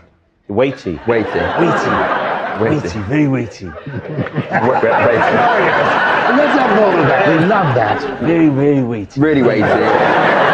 Wonderfully weighty. I don't know how you do it. I'm full of admiration. Exactly. I'm doing King Charles when he was still a prince. So, how did he end up walking away with it? So he handed it to one of his...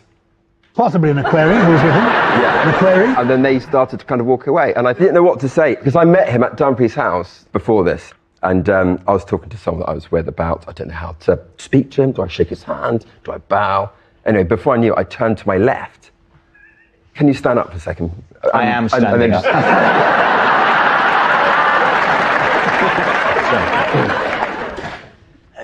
There you go. So I'm waiting to greet him. So I turn around and he's already here with his hand up. Anyway, so he has his hand out like this. Anyway, so I turn around and didn't realise that we're waiting to shake.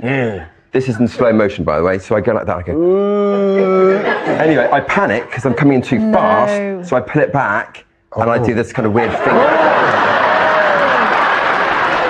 And then I turn back to rectify, then he'd already gone. So you gave his fingers a little tickle. A finger's a little tickle, yeah. Okay, how did you get that chisel back? So I went over to the car and I tapped on the window. Right. I said, I think you have my chisel. And he said, I do. And then he gave it back. Oh. I think that he probably thought it was a gift, but trying to save my embarrassment, he kind of just handed it back to me.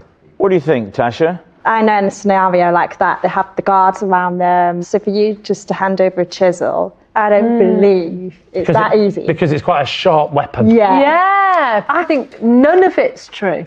What, he doesn't work on repair shop? Go on, we'll say lie then, yeah? They're saying it's a lie, Will. Was it a lie or were you telling the truth? That was a lie. The lie, Will didn't chase King Charles. Our next round is called This Is My, where we bring on a mystery guest who has a close connection to one of our panellists. This week, each of Lee's team will claim it's them that has the genuine connection to the guest. It's up to David's team to spot who's telling the truth. So, please welcome this week's special guest, Kate.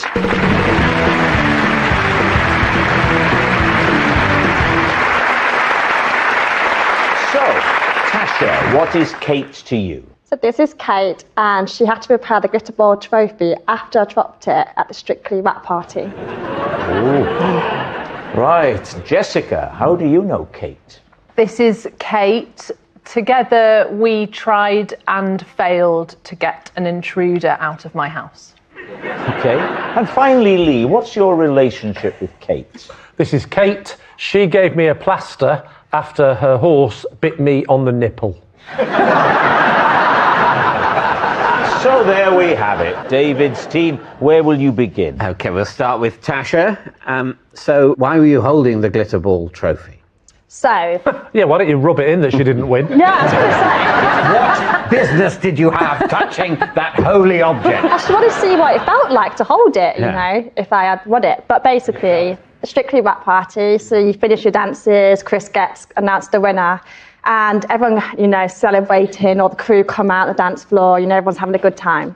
So I got a picture of the trophy, and then Alyash was at the bottom of the steps. Alyash being the dashing dancer who was your partner. Yes. Right. So I basically started walking down the steps and I slipped and it like flew out of my hand, slammed on the floor and the ball like rolled off. And everyone was just like, and then Kate came to basically save the day. Who is Kate then? What was her role there? So trophies at the made... stables. Yes, we'll come on to that. She was looking after the trophy. So the trophy's made by a company called Trophy Master, and she works with the company. So Kate just said, oh, I'll fix it, you know. Given this is a BBC programme, why did they not go to the repair shop? So you've met Kate before because she's always there. Whenever the trophy's there, she's there lurking in the background. She has to polish it, make sure it looks pretty, you know. So she just comes in to polish the trophy. So when the trophy's there, Kate's there, watching the trophy, polishing the trophy, looking after the trophy. You don't want a trophy to go missing. You don't? Absolutely not. Although obviously they make a new one every year, don't they? It's not like the FA Cup. You don't have to hand it back, do you? Right, who would you like to quiz next? Okay, Jessica. Repel intruder you tried to with Kate, did you? All right, Yoda. Did I indeed, yes. When was this? Last year. What season? Season 5! What season? What season? What season? There are 4 options. What season? I could have said what month, then there are 12 options. But she's only ever going to say one of them, so whether there are 12 to choose from or 4 makes no difference well, to you. She would have said one of them 3 minutes ago if you hadn't intervened. No, but you're saying that there was some advantage to asking this season, because there are... So it was spring. It was spring. What month?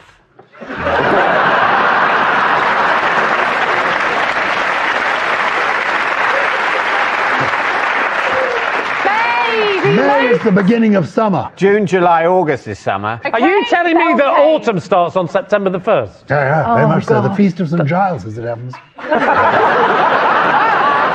I think that's the most middle-class put-down I've ever had. I'm ashamed to hear that. I've been working with you for 19 years. How do you know Kate? She's sort of my neighbour.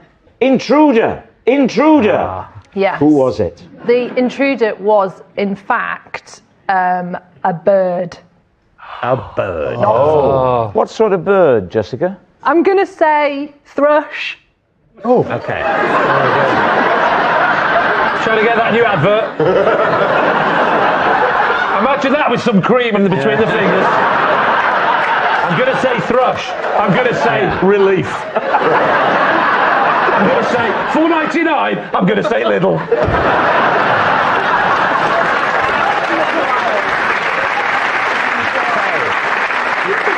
Where did the thrush break in or break out? I've got a wood-burning stove, and it was just flapping in around. The stove. It was in the stove. It fell into the wood-burning stove. Wow. I have a babysitter in the house. She has a good idea, which is to get a box, sort of a storage box with a lid on it. Yeah. So we decide that one of us is going to open the door, and the other person's going to stick the box over the wood-burning stove, and the thrush is going to fly into it, and then we're going to put the lid on. That's our plan. Okay. What had you done prior to this, before the babysitter was helping? Nothing. I just shouted. Shouted, Mayday, Mayday.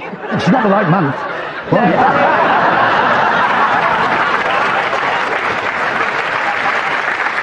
So we get the bird in, and then we stick the lid on, and we've got the bird in the box, the lid. It's worked. We turn around, ecstatic. Oh my God, we've done it. Another bird flies out of the wood-burning stove. There's double thrush. Double thrush. $9.99 from Lidl. You haven't told us what Kate is doing. all Yes, the while. well, I ran outside the house, text Kate's husband. Right. And I say, can you come round and help us out? He said, no. Did he? Ask my wife. And then he followed it up with, she's got previous with birds. All right. So I rang her. You rang, you didn't I said, text her. You... I don't suppose you're in the house, are you? Because I've heard you've got previous with birds. And it's a very bold text. She's remembering the day with amusement. Oh, she's looking back on that. No. She's remembering the time her horse bit my nipple. She just plucked one out of the air, honestly. As it was flying. And then something happened and she got spooked. And then in the next moment, she was running out of there. At this point, there's 3 women just standing on the pavement screaming. No, this is preposterous. We don't need to have any more time with this. Did the birds get out of the house? There was 2 passers-by. And they were physiotherapists. Physiotherapists? And they had been visiting another neighbour. Who needed 2 physiotherapists. And you know, you make an appointment with a physiotherapist sometimes. Do you need 1 or do you need 2? Is it a big job? And then an exhausting day therapizing an enormous person. In my experience of the NHS, you can't get a physiotherapist, and then after 6 months, 2 come along.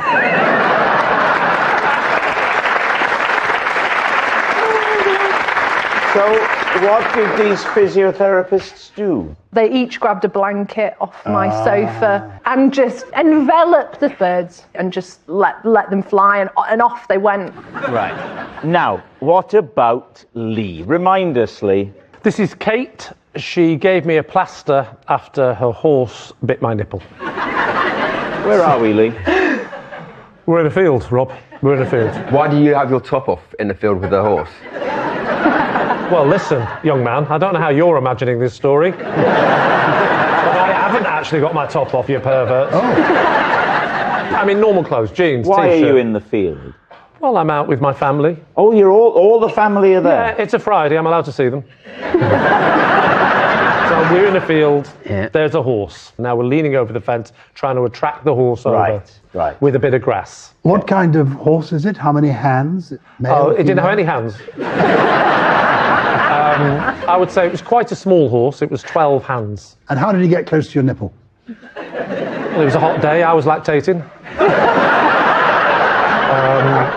The horse came over, and he's having a little sort of around my neck area like this, and we were all laughing. It was a bit ticklish, whiskers in the face, and then before you know it, chomp. Chomp straight on the nipple. I would say it was friendly. I don't think it was being aggressive. It's a sort of flirtatious, one might say. Yes, you could say it was But flirtatious. with the teeth this My time. own fault. I was squeezing its buttocks provocatively. So how does Kate enter this story? Well, I screamed a proper yelp. It really hurts when a horse bites. Yes. And there was blood, and I had a white t-shirt. Oh, no. And then before you know it, Kate comes over. She happened to be in the field with some other horses in the distance, came over immediately. What did she open with? I think it was a song by... might be Frank Sinatra, I can't remember. I think you know what I mean. She says, are you okay? And I said, well, as you can see, not really. And then I had to look, so I pulled the t-shirt up like that. And she went, oh my God. She said, I'm so sorry, madam. I said, no, they're man boobs. And this was when you had the beard? Yes, when I had the beard. You had the beard? Yeah, but, my wife's got one, as you know, so it's hard to tell. So she says, I'll get you a plaster. Yeah. And some antiseptic. Okay. Who administers the antiseptic cream to the injured nipple? I did it myself. She's also brought some wet wipes. Oh, no, you hadn't. I had. Have you ever been bitten by a horse? It's very scary. All right, we need an answer. So, David's team. Is Kate Tasha's strictly saviour, Jessica's helpless helper, or Lee's nipple nurse? Well, I don't know. All plausible. I mean, I can kind of see the thrush. Horse kind of sounds like, it could also happen. They're all possible. Yeah. Strictly trophy, yes, but also always being there to polish it. The place was full of press that night. Yes. If somebody had dropped the trophy, we'd have heard about it already. So we can dismiss her. I think... Well, that's... I love this clarity.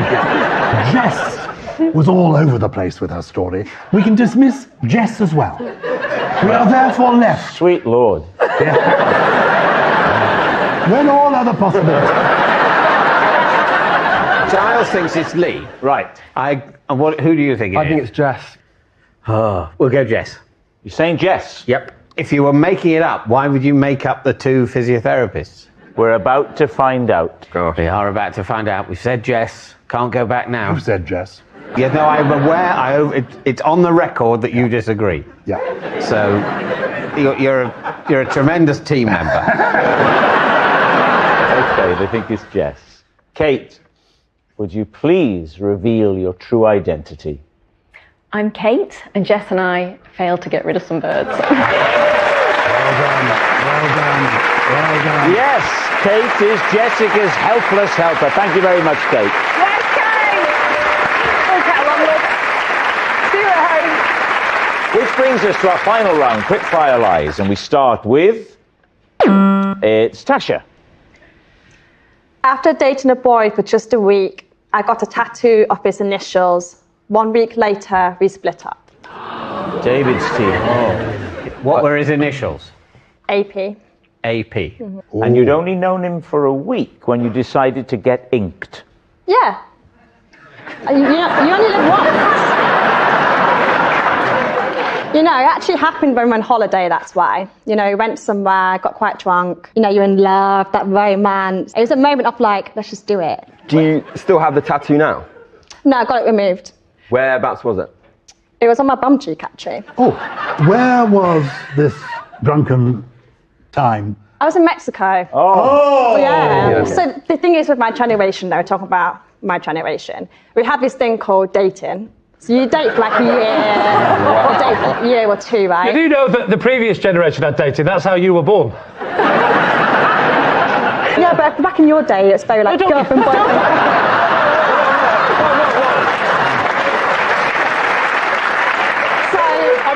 No disrespect, Jazz, but I'm not his generation. From Tasha's vantage point, we're all the same. Us lot, Charles Dickens, William the Conqueror. So back in the day, I feel like you'd get the ladies up and dance, you'd write letters, it was very... Oh my God.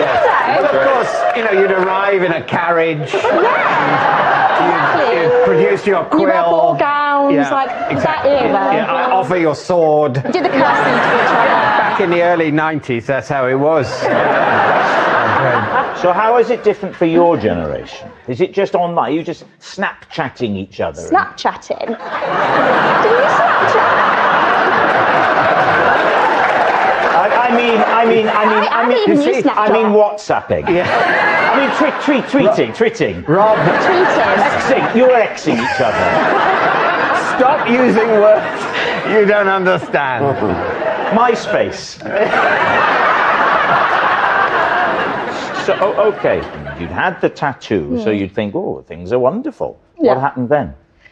He cheated on me. Oh, Tasha, just no. Less than a week after going official. And it was with my friend. It was, I wish, honestly, it was my friend called Jessica. Oh, yeah, name her. Yeah, I got a name, Jessica. Hey. he have your initials? No. So you said a week ago we went official. I think it's going very well. I'm going to get a tattoo of your initials on my buttock. And he went, okay, go ahead then. I might buy a postcard. Well, that's what happens when you're in love. When you're in love, you do silly things, right? Yeah. It's time to decide. What do you think? Was that all true? Do you think it's true, Will? I think it's true. And I can see that sort of going on holiday, caught up in the sun and sangria. So loved up. Oh, I thought we might go true. I'm going to go true. Are you going to say it's true? Okay. Yes. Tasha, they're saying they think it's true. Was it true or was it a lie? It was a lie. No. Well done. It's a lie. Tasha didn't get a tattoo of a boy's initials. That noise signals time is up. It's the end of the show. I can reveal that Lee's team has won by 3 points to 1. Thanks for watching. We'll see you next time. Good night.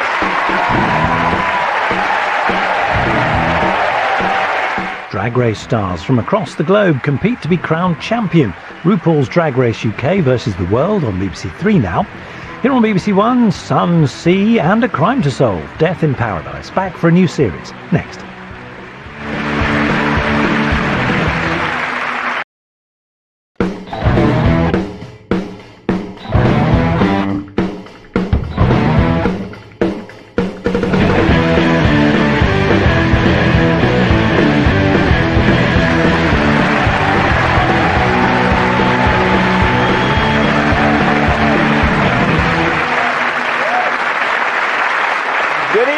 Welcome to Would I Lie to You, the show where dishonesty is sometimes the best policy. On David Mitchell's team tonight, joining us for his first time, it's comedian Josh Pugh.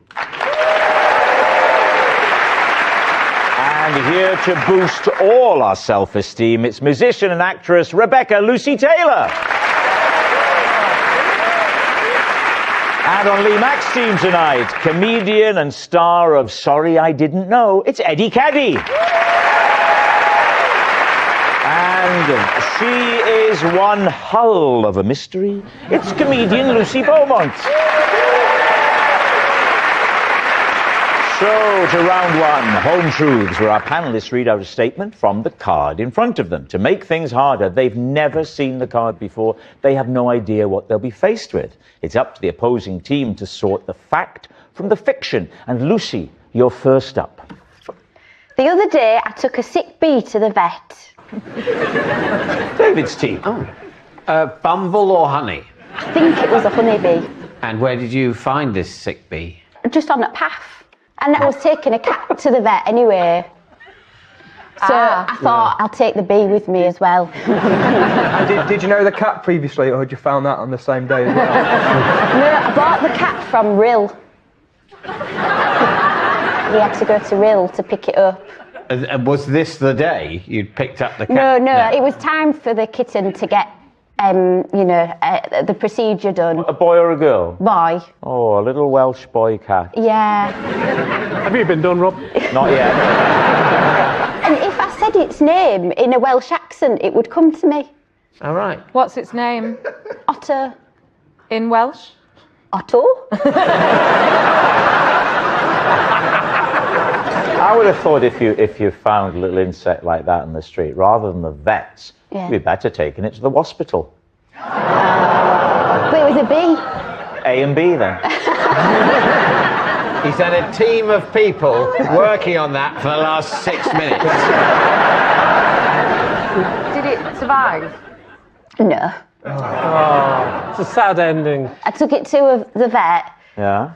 And I put it on the ground. And then I stood on it. Deliberately? No, I just forgot it was on the floor. I mean, I put the cat down and I had to You put the cat down?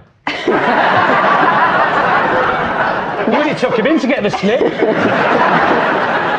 I don't know why you put the bee down. Where do you want me to put the bee? On a chair, on a counter. There wasn't a chair for a bee. What is this room furnished with? Dogs. Dogs. So all the chairs had dogs on them? Yeah. Was there no, reception desk, or was that covered in dogs? What are you thinking, Rebecca? Do you think she's making all this up, or could it be true? I think it's definitely true. Because? solidarity with women. Yeah. Yeah, I'm not sure that's going to fare you well in this game. What do you think, Josh? I'm happy to believe women. But if Lucy's lying, then that does set that movement back. I think it's a lie. But if she was making it up, why wouldn't she have said she put the bee on the counter or the chair? The fact that we find that more plausible means she would probably find that more plausible, so that's what she probably would have invented. But under these weird circumstances where this vet that obviously specialises in dogs, so it feels like an irresponsible place to take a cat, but we'll leave that. Maybe she did put it on the floor and she did tread on it. And would she have invented that? Treading on the bee, she's going to get death threats for killing a bee. So suddenly, its very implausibility makes it seem more likely. And that is why I am so tired. Okay.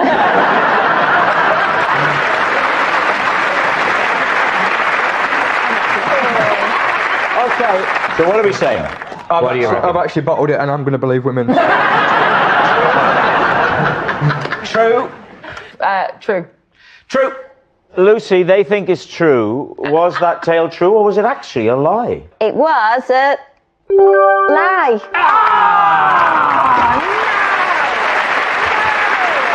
It's a lie. Lucy didn't take a sick bee to the vets. Josh, you're next. Okay. Me and my mates once stole a chair from KFC every night until we had a full patio set. These two. Right. I mean, the first thing I have to ask is, are they not bolted down? They are now. We're not talking a domestic KFC here, Lee. This was on a Greek island. Oh. So they do things a little bit differently over there. What was the problem that you had to go to KFC? So we're in a very bad hotel with no furniture, no pool, actually. It's like a courtyard with rooms. Just dogs everywhere. And then so one guy came back with a chair. We're like, oh, that's good. And then the next day somebody else got a chair. Then it became a thing that you've... What were the sleeping arrangements? Beds. I know that. Because you'd been to IKEA on the Monday. And what was your technique when you would go into this fast food outlet and you'd spy a chair? My technique was to run. Get it and run. Yeah. You ran all the way from the chicken shop. But you've got to think this is 2006, 2007. Oh, well, fair enough. Another thing to say here is we're talking about theft like it's all a bit of fun. But that poor chicken shop was probably struggling to survive. Because they haven't got many branches, have they? No, they've not. They took it quite badly. Oh, they found out? They clocked on and would then start chasing us then. By day 5 and 6, when people are getting chased with tables. Oh, sorry. You're now running off with tables. Day 4, we've got 4 seats, having a good time. But we wanted more.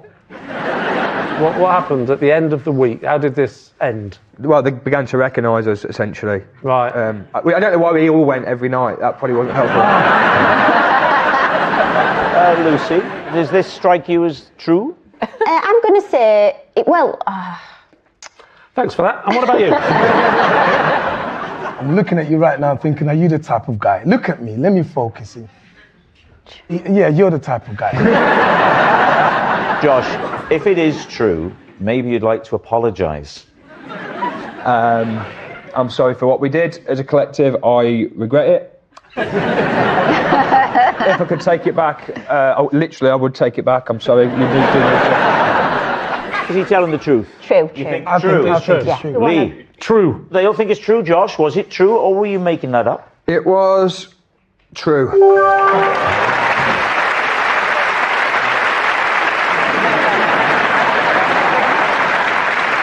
It's true. Josh did steal chairs from a chicken shop. Rebecca, you're next. Right. For the past 2 years, I have used the name of a famous actor as part of my vocal warm-up. Oh, okay. Lee's team. Tell us the name of the famous actor. John Sim. John Sim. Oh, John Sim from Life on Mars and Doctor many Who. other things. I don't know. You know John Sim? No. He was the master in Doctor Who. He's been on this show. He's been on this show, He yeah. sat in that chair. He was sat next to you when you were on. Not that side, there's no one sits that side. You don't know who John Sim is? No, well, John, if you're watching now, I'm sorry. Yeah, try harder. Well, first of all, why John Sim? Well, he came to see me play live. And you met him? Yes, he came backstage. Where was this, Rebecca? Brighton. The Dome? No, smaller. The arena? Smaller than that. The pub? A bit bigger than that, but not much. Somewhere between the pub and the Dome? Yes, Okay. yeah. You know the. Oh, I played You remember it on the way up. Yeah. You're looking forward to it. Yeah, I wasn't quite sure how to take that, and I couldn't tell if that was a compliment or an insult. I was going, couldn't either. what is your John Sim routine? He comes backstage and I, for some reason, go, because I've got a big band, and I say, star of stage and screen, John Sim. You said that? I introduced him like that, and he was like, why have you done that? That's weird. That was your opening line to him? That's what I did. And then we started to do John Sim, star of stage, and screen, John Sim, star of stage, and screen, John Sim, star of stage and Oh, screen, to the John tune Sim. of Knees Up Mother Brown. Sorry, I just thought it was Can song. So it's John Sim, star of stage, and screen John Sim, star of stage, and screen John Sim, star of stage, and screen John Sim, star of stage.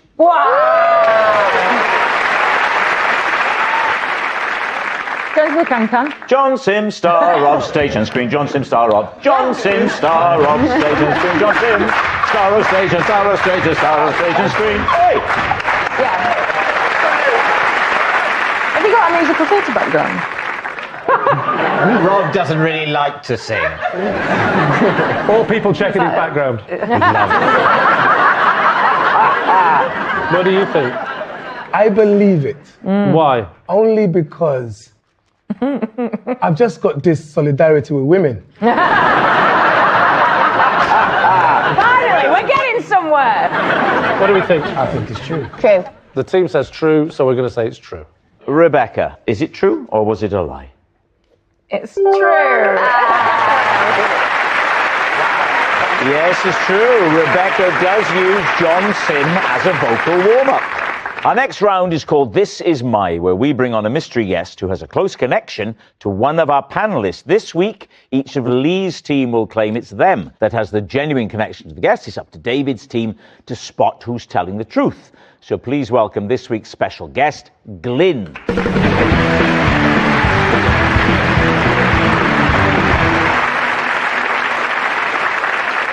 So, Eddie, what is Glyn to you? This is Glyn. We both spent one night's sleep in the window of a bed shop. Right. Lucy, how do you know Glyn? This is Glyn. I can no longer look him in the eye after what he caught me doing in the living room. Finally, Lee, what's your relationship with Glyn? This is Glyn. I have been his best man at all 5 of his weddings. So, there we have it. David's team, where will you begin? Eddie, what was this bed shop? Why were you in the window overnight? I was working for a bed shop in Kingston. I used to work in a warehouse. A guy here, Glyn, he was a delivery man. So it's a full-time job or a part-time No, job? it's a part-time job. It's my final year of uni. And what were you studying? Media technology. So not a proper course then? Well, look at where I ended up, Rob. That's what I mean, not a proper course. Glyn did, what did you say? He was a delivery guy. The driver? The driver. But you saying that you spent the night? We spent the night, the shop window. It was up for a promotion night. So the owner... got the driver of the... Glyn. Keep it together, Glyn. He never does as he's told. That's why he's been married 5 times. The owner of the shop was a madman, Josh. He always had crazy ideas, right? And the thing is, myself and Glyn loved Glyn because every time he came down, I used to tell him about, being raised in the Congo. We used to have these great conversations, right? Funniest guy in the world. I know it doesn't look it right now. Well, he looks like he likes a laugh. Tell you what, he likes sleeping with his wife's sisters.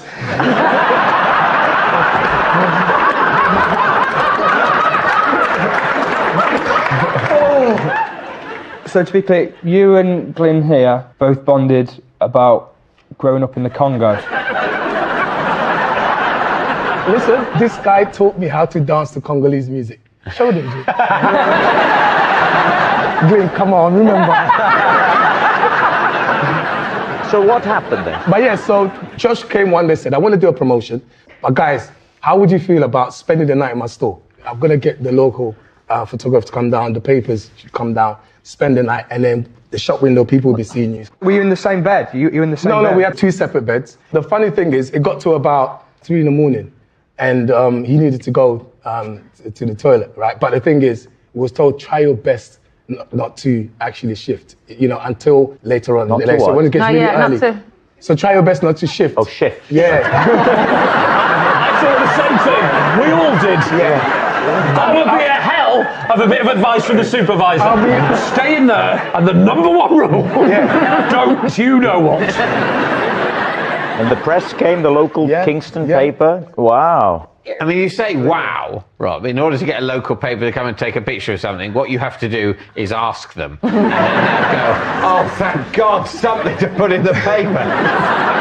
Now, if you are satisfied with Eddie, you can move on. I think where we are with it is it could have happened, but it might not have happened. So yeah, I'd be interested to hear from the other 2 as well. That might help us. Okay, well, let's move on to Lucy Beaumont. Hello. Hello. Now, you say you can't look Glyn in the eye because of something he saw you do. Yeah. What was that thing? He caught me squirting breast milk into a Peppa Pig bowl.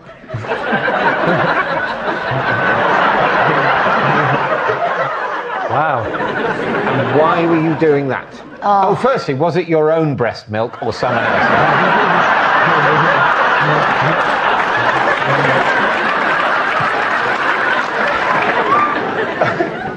It was my mother's.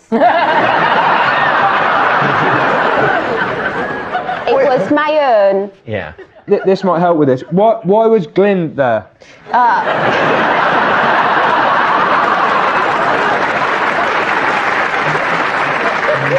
Because Glyn was doing the electrics on the house, but I didn't know. Please say no again. What didn't you know? I thought he'd gone. You thought he'd left for the day? Yeah. And so you were expressing breast milk into a Peppa Pig bowl? Yeah. Is the branding of the bowl important to the story? No, it was the only thing that was there. I needed to do it quickly. Okay. And then he just wandered into the living room. I've just got horrible. Did he say he was an electrician? Yeah. Coming in with a black coffee, going, "You got any milk?" No. My baby, she'd had a really, really long nap, you see. Right. And if you miss a feed, well, it doesn't disappear. It comes out. Right. So he walks into the room. What happens next? He said to me, "Why are you wearing my shirt?" What?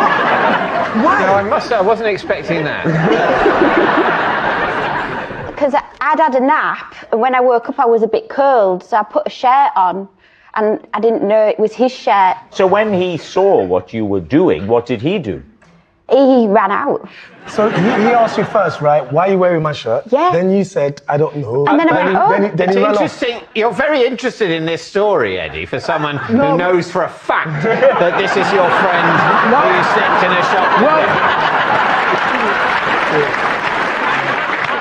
Did he finish the job? The electrics job? I haven't actually seen him properly since. He's a friend of my dad, so he still sees my dad. And had he finished the electric job that day, No, or did but he he leave? tends to not finish a lot of jobs, he does. All right, now. Shall we move on to you Lee? could, yes. Remind us, Lee, of your claim. This is Glyn. I've been the best man at his wedding 5 times. Will you please name the 5 wives? I'll name them alphabetically. First one was Annabelle. Second one was Brenda. I think the third one was, I'm going to say Alison. But I thought you were doing it alphabetically. No, I changed my mind. The fourth one was Fiona. Fiona, that is actually 4th alphabetically as well, which is interesting. And the last one was called... Xena.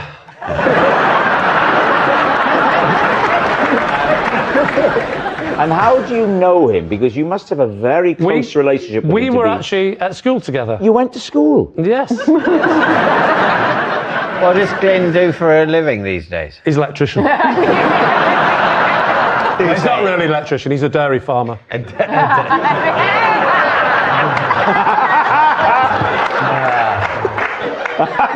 The wedding to Annabelle, where was it? Oh gosh, now we are going back because the first one was a long time ago. Yeah. I want to say Chichester, but I can't because it wasn't there. Oldham. Big do in a church, reception at a hotel. It was a big do in a church, then a reception and a hotel. And then the It's easy when you've got David giving you the answers. second one, registry office do, reception in a pub. Reception sort of thing, and then there was a sort of do in a pub. And the third one was at one of those posh wedding venues where you're going to have the service and then the do all in the same place. The do was all in the same place, very posh. And was the fourth one just actually a very private affair with just a couple of very close It was very friends? private, and there was only a couple of friends there. The fifth one, of course, we were aware of because it was in St Paul's Cathedral. Who was your personal favourite wife? Whoa. I'd probably say Xena, because it's the only one I can remember from the list. Did you do the same speech each one? No, I changed the names. Is Glyn courting at the moment? Courting. No, he's in court, funny enough. Again? What's he in court for? Voyeurism of lactation. I just wondered if there'd ever been any chemistry between you and these many wives. You're asking if I slept with his wife, aren't you? Just when will you ever forgive me? When?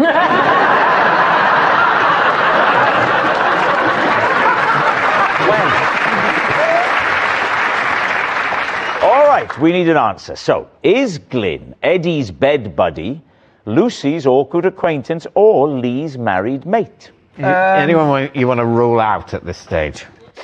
For example, Lee. I think he's an electrician, this guy. Do you think he's an electrician? An adulterer, but an electrician by trade. What are you thinking, Rebecca? I think it's the breast milk. Glyn has got the look of an electrician. He has, you know. He looks VAT registered to me, this guy. Wait, just so you don't think this man is Congolese? I just want to be clear. Josh? Yeah, Lucy for me. Yeah, we can pull it back with this point. Okay, we're hoping to score a point by saying that Lucy has been telling the truth. Okay, Glyn, would you please reveal your true identity? Hi, my name's Glyn, and Lucy can't look me in the eye.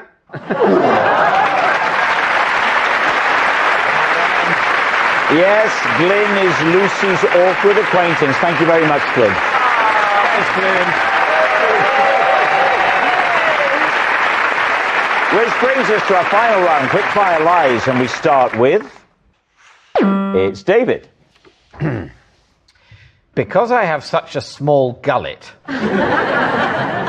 whenever I have a headache, rather than struggle to swallow a tablet, I have 2 squirts of Calpol. These two. Okay. Do you do your own squirt, or does Victoria do it for you? I can self-squirt. That's fine. David, do you remember the first time you realised this is an issue? I mean, I About know 15 seconds ago. I always had terrible trouble with tablets. And so it was a great relief when we had our daughter. I discovered this form of paracetamol that was, so easy to ingest. And how much are you having of it? I have 2 squirts. Have you ever overdone it? No, Glastonbury. not on the paracetamol. David's never overdone it in any area of his life. Talk me through the process, every detail. Well, in the manufacturing process. No. How What you take it? There's a bottle of it, and you take the top off the bottle. Do you struggle with the top? I do sometimes. You have to push and turn. Yes. Yeah. My daughter shows me how. Then you put, there's a sort of syringy thing. It's just a squirty tube, really. And then you put that in the top, and then you invert the bottle. Frightening moment, but it usually goes okay. Then you pull out the plunger, and it fills with Calpol. Yeah. Reverse, remove, squirt, golden. David, have you tried any other method? Why? I found a method that works. What, stealing your daughter's medicine? It's not stealing it. I mean, let's be honest, she doesn't buy her own Calpol, does she? Well, I have one more question. Oh, yes. Do you eat hair snacks? Hair snacks?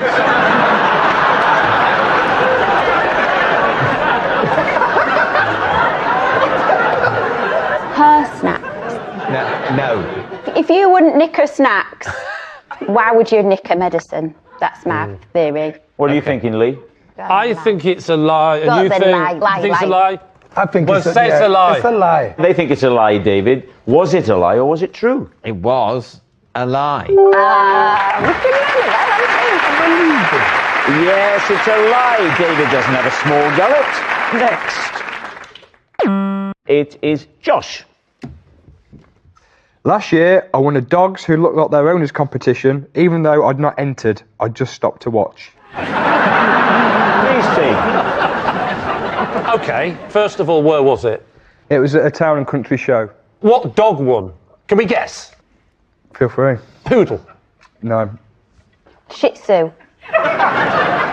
You just wanted to say that, didn't you? No, it's the first dog that came to We're mind. supposed to call them shift zoos. Was it a Labradoodle? I'm not a dog expert, but I'll tell you what a good-looking dog it was. Was it? Did you have a dog with you when you stumbled upon this competition? I had no dog with me at all. I was there just with my wife and kids. So you went in with someone else's dog? Yeah, he approached me. Yeah. He says, "You look like my dog." That's it. It's a bold opener, that. What did you have to do in the competition? Just had to parade, do a little story about the dog, and just. Oh, do tell. I had to obviously I would never do it on this show, but I had to lie at the time about. What did you say? Just that it was my dog and I'd had him since a pup and all this. Did you know its name? It was Hugo. It was called Hugo. What did you say? What was the story? Just said like I'd rescued him. From? From the brink, really. It was a close call between me and second place. Right. But what sealed it was the twinkle in the dog's eye. Right, okay. And the way you urinate.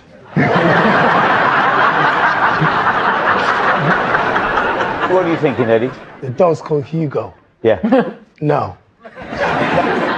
Hugo. Who calls a dog Hugo? Well, it's the opposite of stay.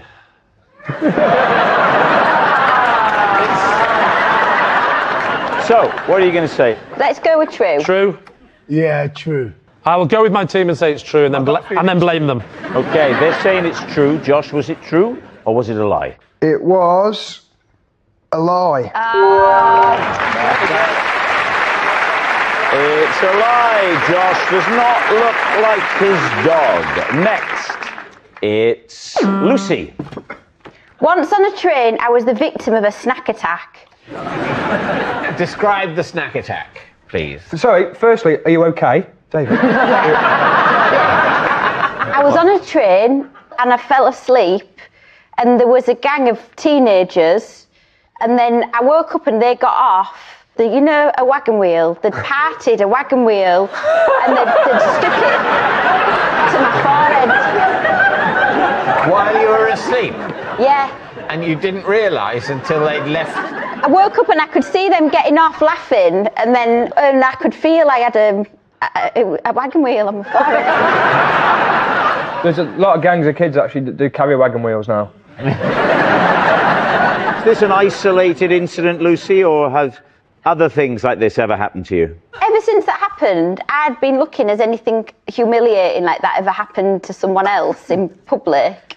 And then I saw a woman, I was on the way to a gig, and she had, one of them massive rollers in her hair, just in a fringe. Yes. Like that, she was stood at a bus stop. And a boy on a bike went past and put a sausage through it.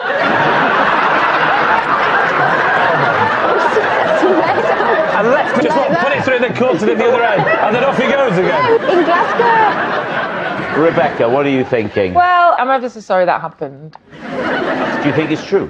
Yes. Okay. Josh, what do you think? Sadly, Rob, the way this country's going at the moment, I think it's true.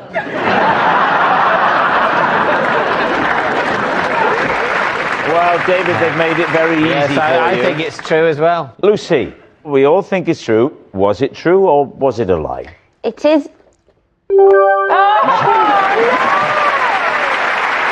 It's true. Lucy was the victim of a snack attack. Oh, that noise signals time is up. It's the end of the show. I can reveal that Lee's team has won by 4 points to 3. Thanks for watching. We'll see you next time. Good night. New comedy comes to BBC Three tonight. Aussie hit Guy Montgomery's Guy Mont Spelling Bee just starting. Here on BBC One, killer secrets surface in an exclusive couples retreat. Brand new Death in Paradise next.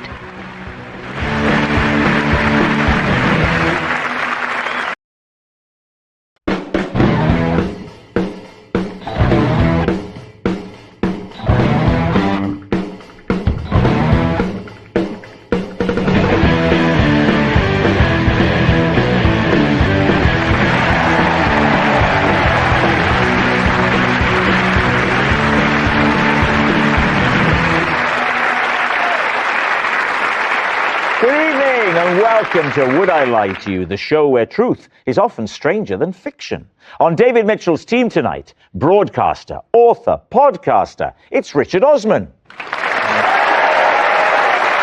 an award-winning comedy actor and star of Black Ops, it's Bemisola Ikamelo. And on Lee Mack's team tonight, she is a 9-time Paralympic gold medalist, Hannah Cockcroft. And a star of stage and screen, the very definition of a class act, Jason Isaacs. We begin with round one, Home Truths, where our panellists read out a statement from the card in front of them. To make things harder, they've never seen the card before. They have no idea what they'll be faced with. It's up to the opposing team to sort the fact from the fiction. Now, Jason, you're up first. I was once attacked by an astronaut. Well, there we are. David's team. Right. Which astronaut? Buzz Aldrin. You were attacked? Buzz Aldrin. You were attacked by Buzz Aldrin? I know. Wow. That's what I told you. That is it's a major astronaut to be attacked by. That's one of the big two. Yes. Yeah. What on earth were you doing with Buzz Aldrin? Because I was in Star Trek, I had access to spacey things. So I was at, I've been to NASA, I've been to the European Space Agency, Space Rocks. I mean, those agencies, they know that Star Trek's pretend, don't they? Well, it's funny you should say that. They weren't asking you for tips. No, it's funny that a lot of the people who work at NASA and the European Space Agency did it because they saw Star Trek. In fact, the first African-American woman in space, May, did it because she saw Uhura on the bridge of the Enterprise. I told my parents I wanted to be a lawyer because I enjoyed watching Rumpole of the Bailey. Yes. Very good reason. Yes. You loved Star Trek, though, didn't you, as a child? Oh, yeah, I liked You Star enjoyed it? Yeah, You'd have loved to have absolutely. been in it. I went through a period of whenever I went through a door in my house going beep. And then observing subsequently that the doors in Star Trek don't go beep. No, they don't. I don't know what was wrong with me. I left my mark on Star Trek in a way I was very proud of, because I loved it as a kid as well. Yeah. In fact, hold on, stand up. Go on, stand up. Stand up. So when a proton torpedo hits, right, the first AT would go 3, 2, 1, left. Right. So not in sync. And sometimes people would go right. And I said, why don't we say the direction first? And go, and everyone went, what? They've never done that for 60 years. And they would go, right, 2, 3, go! To be fair, it wasn't much better, was it? But they're still doing that on Star Trek. Right, so you're at some sort of spacey event. I was at a space convention thing, and I fell into conversation with Buzz, and he was telling me what was wrong with space movies, because he wants to make one about people living on Mars. Right. And I said, why do you want to make a film about people living on Mars? Because we've used up the Earth's resources, whatever. And he went, you're not one of those climate change guys, are you? And I said, well, I'm not one of those people who thinks it's not true that we have climate change problems. And then he basically went for me. He was held back. Does he move in really slow motion, like? He's had a checkered career, Buzz Aldrin. He had a bit of a dip after the moon. Well, they all did, didn't they? I met a general when doing Armageddon who had been on the European Space Station for a year. And Bruce Willis and all the other astronauts were all around. I said, but I got him in the corner. I said, General, can I ask you a question? When you're up there, looking back down at the Earth, you just see water and Earth, kind of green and blue. He said, yeah. And I said, do you feel more or less American? Do you feel patriotic, or do you just feel like a citizen of the earth and that those boundaries are arbitrary? And he went, that's a good question. Let me ask you something. Are Demi Moore's breasts real? What?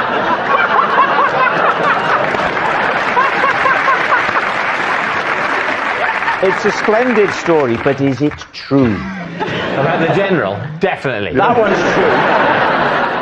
Do you think it's true? It was a very good story. Well, thanks very much. I'm wondering if it was a very good story told by a very talented actor. I'm not sure.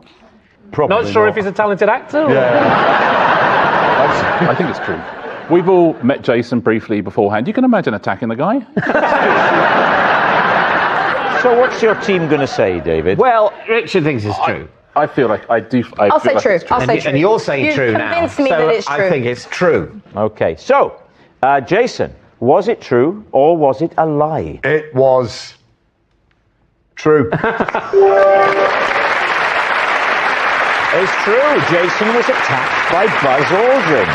Right, Bemi, you're next. I was once forced to have therapy just so I could finish watching a Disney film. At least two. Well, first of all, what was the Disney film? The film with the mouse. The film with the Ratatouille. Ratatouille. Yes. That's a rat, not a mouse. The rat. The film. I mean, the clue is in the title, to be fair. I think you're thinking of Mousaka. That's a different film. How old are you? I'm ashamed to say it was not that long ago. What? So therapy because of rats? So yeah, I don't like rodents. I don't like. Well, why did you watch Ratatouille? Well, because it's a cartoon, but it was quite realistic looking, the rat in it. Have we watched the same film? No, it was like it moved funny, and I don't like things that move like. Scurry. They scurry. They scurry. And like little tails move. So what form did this therapy take? So you go to a doctor's place and they talk to you about your problem, and then I don't think he believed me. Yeah, so I know how he feels. How many sessions did you have with the therapist? So there was a pre-session where like you have to go to the doctors to. Oh, and they referred you to And a then they therapist. You went to the me. So you're telling us you went to your local GP and they said, what's the problem? And you said, I'm struggling to get through Ratatouille. When you put it like that, it sounds ridiculous. It does okay? A little bit. But the GP was a guinea pig. You must have seen other cartoon rodents. No, but I think Ratatouille is the most realistic depiction of rodents that aren't real. Do you know, I believed everything up until that sentence. Which part of Ratatouille stealing that big tin of tomato soup and escaping on a skateboard was real? I don't remember the skateboard bit. It was That's because I just made it up. Okay. A bit like you.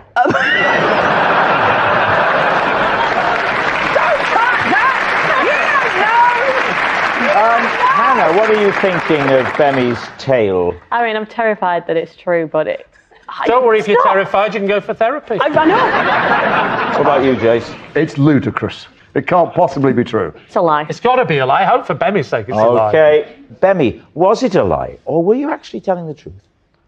I was telling the truth!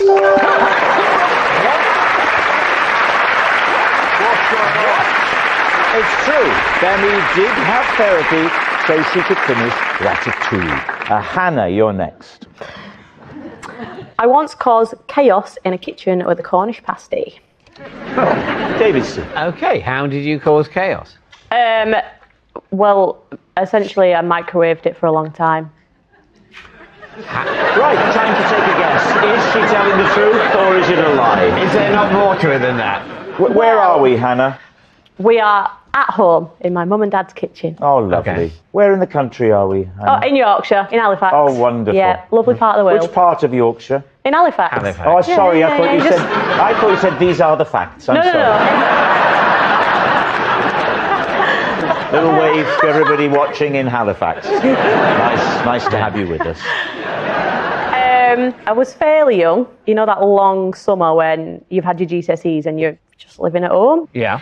So I read the packet and it said cook for 45 minutes. So I just banged it in the microwave for as close to 45 minutes as the microwave could take. And what happened? There was lots of smoke, so I opened it, let it cool down, and then put it Put it on some more. Yeah. Was it a manual or was it a dingy one? A dingy one. It was a dingy one. Yeah, it was a dingy one. Why couldn't it get to 45 minutes? Don't know. It's just, if it's an automated thingy, you can just put in the number, right? Yeah. You've got to remember, right, I'm sat down. The microwave is above the oven. I am just pressing buttons and hoping something's going to happen up there. Yeah, Bemmy, So, give her a break. You know, I am so sorry. If you want someone from HR to come down, they will. Unbelievable. so I'm waiting. Oh, there's a rat. That therapy didn't work, did it? So Hannah, how did this culminate? What happened? Well, I just put it back in, and then there was a small explosion. At that point, I realised it probably shouldn't go in 45 minutes. I was trying to make a quick lunch because I had an afternoon of interviews to do. Right. So You thought you'd have a good athletic lunch of a Cornish pasty. absolutely. Hey, do you want to count the medals? It works.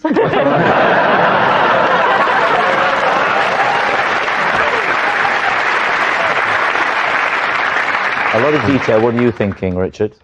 It's the sort of thing you do at 15. Bemmy. My thing is that, so you said it couldn't get up to 45 minutes, but on But the if it's- automatic ones, it I could feel do. like you should be able to put in whatever number you want. I will say it's true with Yeah. that caveat, that bit. True with a caveat. Yeah. We're not allowed. I've been applying for it for years. Okay, I'm gonna say false.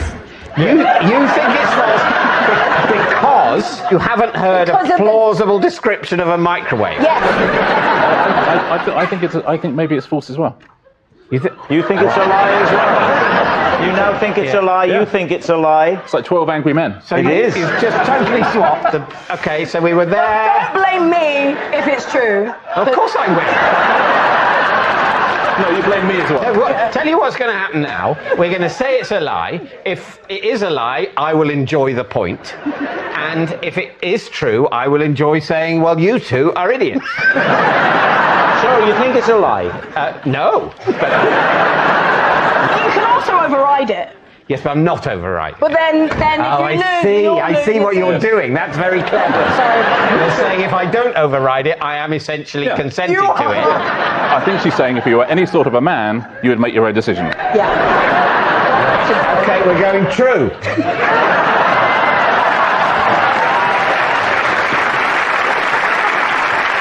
I do hope it's true now. Right. They're saying it's true. Yeah, come on. Hannah, was it true or was it a lie? It was true.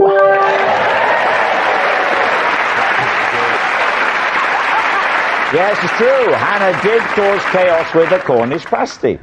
Our next round is called This Is My, where we bring on a mystery guest who has a close connection to one of our panellists. This week, each of David's team will claim it's them that has the genuine connection to the guest. It's up to Lee's team to spot who's telling the truth. So please welcome this week's special guest, John.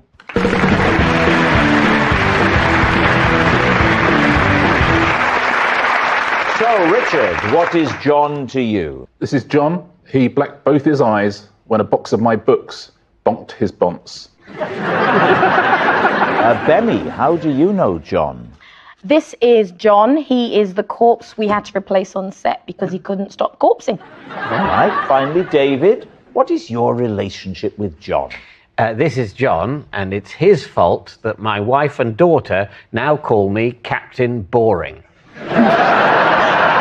So there we have it. Richard's bruised buddy, Bemmy's chuckling chum, or David's mocking mate. Lee's team, where will you begin? Okay, Richard, please say that again. This is John. He blacked both eyes when a box of my books bonked him on the bonce. How many were in a box? It's about 48. So what's this gentleman's name again? John. John. Nice. How do you... That was a genuine question. Very good. I felt like a lawyer, but I just genuinely had forgotten. And how long have you known Brian? He's good. Yeah. He's good. Who is John, then?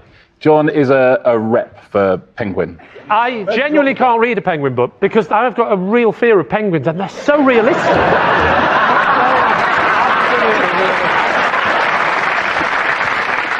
Was it a book tour you were doing? Yeah. So he travels round with you and sets up the stand? Exactly that. Just describe the physical thing. How did he get a black eye? Which bits of his face did it hit and what happened? Well, he was pulling, there were one box here and one box here, and the top one toppled over and the 3 or 4 books came down and one of them went straight on the top of his bum, straight down. I'm assuming hardbacks, not paperbacks.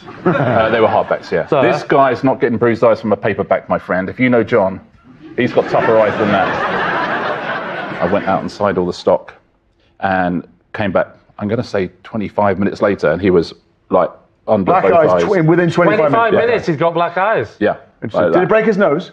No, it didn't. Interesting. Because that's normally when you get 2 black eyes because someone's broken your nose. Are you sure? Come on, have another go at that. You know you just play tough guys, right? Yeah. I've played lots of doctors, actually. So he came back with the 2 black eyes and you said... My God, was that the book? Of course it was the book. Did anybody comment on the fact that miraculously he had instant black eyes in a way that no one in history has ever had before? You don't think you can get black eyes in 25 minutes? No, I don't. I'll tell you who can someone give you black eyes in 25 minutes. Mr. Buzz Aldrin.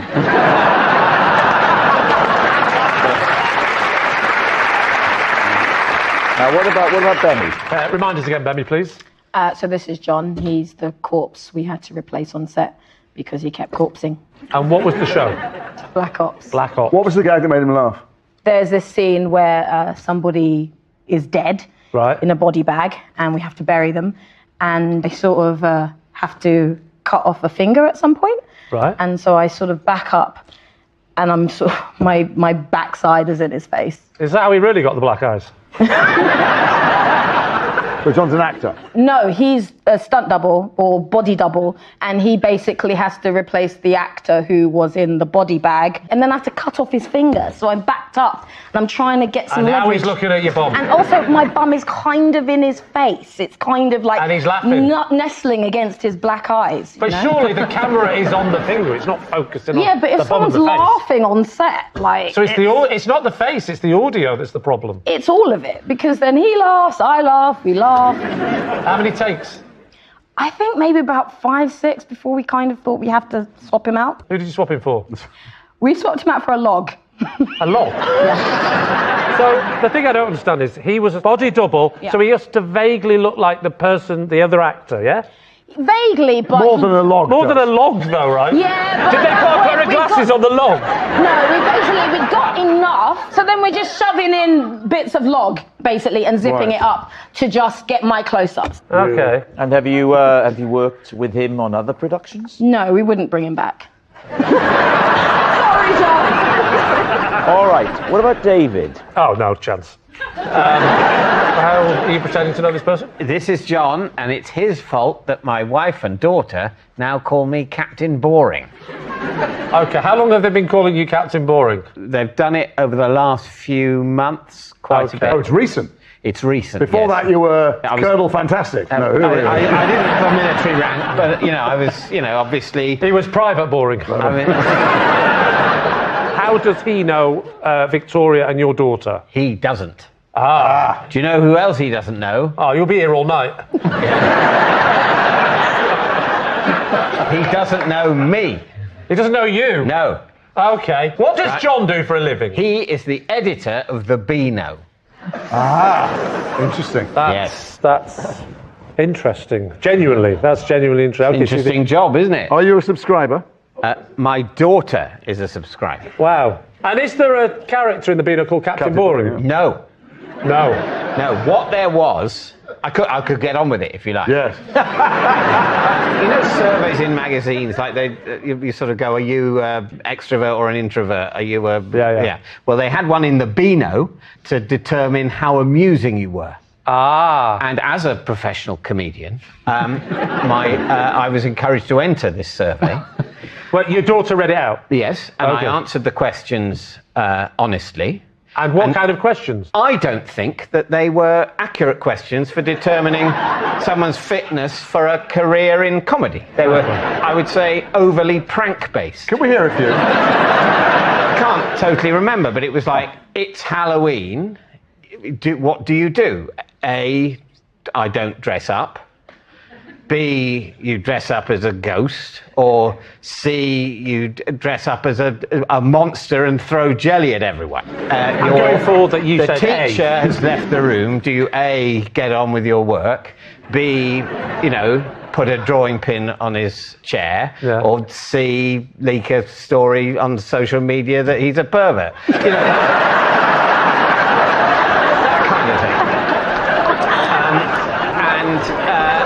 So I answer the survey and you get a sort of score. And the number I got was, as I recall, 4. Out of? I think 12 was the maximum. And then do they give you, like, if you get 12, you are Captain Fantastic or whatever? Exactly. Oh my gosh. What 4 was? Captain Boring. Captain Boring. 3 and 4, so I was upper level Captain Boring. My wife also entered the survey. And now she's a witty woman. But to be fair, did she go second? She did. So she now knows how to play the game. Well, yes, but there's no point in cheating it. That's showing no respect for the survey. That's like having a blood pressure monitor for 24 hours and just sitting still. It's just yourself you're tricking at the end of the day. How did she get on? Well, she got 5 in the survey. Which makes her? Well, this is what I thought was rather unfair. Because while 4 is Captain Boring, 5 is Barrel of Laughs. Oh, 1 up from Captain Boring, your Barrel of Laughs. Barrel of Laughs that's pretty funny sounding, isn't it? And it's just 1 up from Captain Boring. One more affectation that I might do something slightly unconventional in a Bash Street setting, and I would have qualified to be a Barrel of Laughs. Barrel of Laughs, that's what my wife has. Captain Boring. Right, well...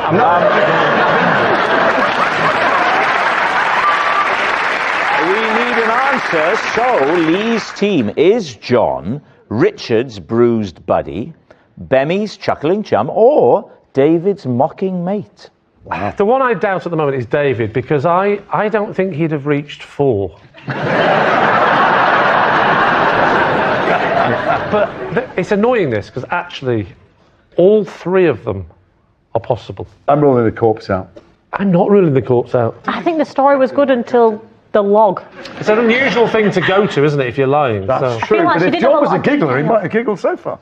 At least during one of them. That's true. He hasn't laughed once, has he? Nothing. But then again, he's quite near Captain Boring. I slightly want to rule out Richard. It's a bit too believable. Fair enough. Captain Boring. I want that to be true. I want it to be true, so much so, because we will now call him that for the rest. Okay, time to decide. I think it's between David and Bemmy, and I'm going to trust that you have... Yeah. You are an athlete. You're a winner. I've won nothing in my life, ever. I want to stick with Bemmy, so... Go, Bemmy! Led by my I still think it's Captain Boring, but we'll go Bemmy. No. Right, we think it's Bemmy. John, would you please reveal your true identity? I'm John, and it's my fault that David is called Captain Boring. Yes, John is David's mocking mate. Thank you very much, John.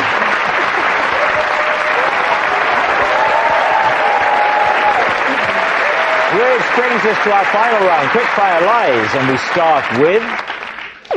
It's Lee. I am currently seeing 4 medical professionals.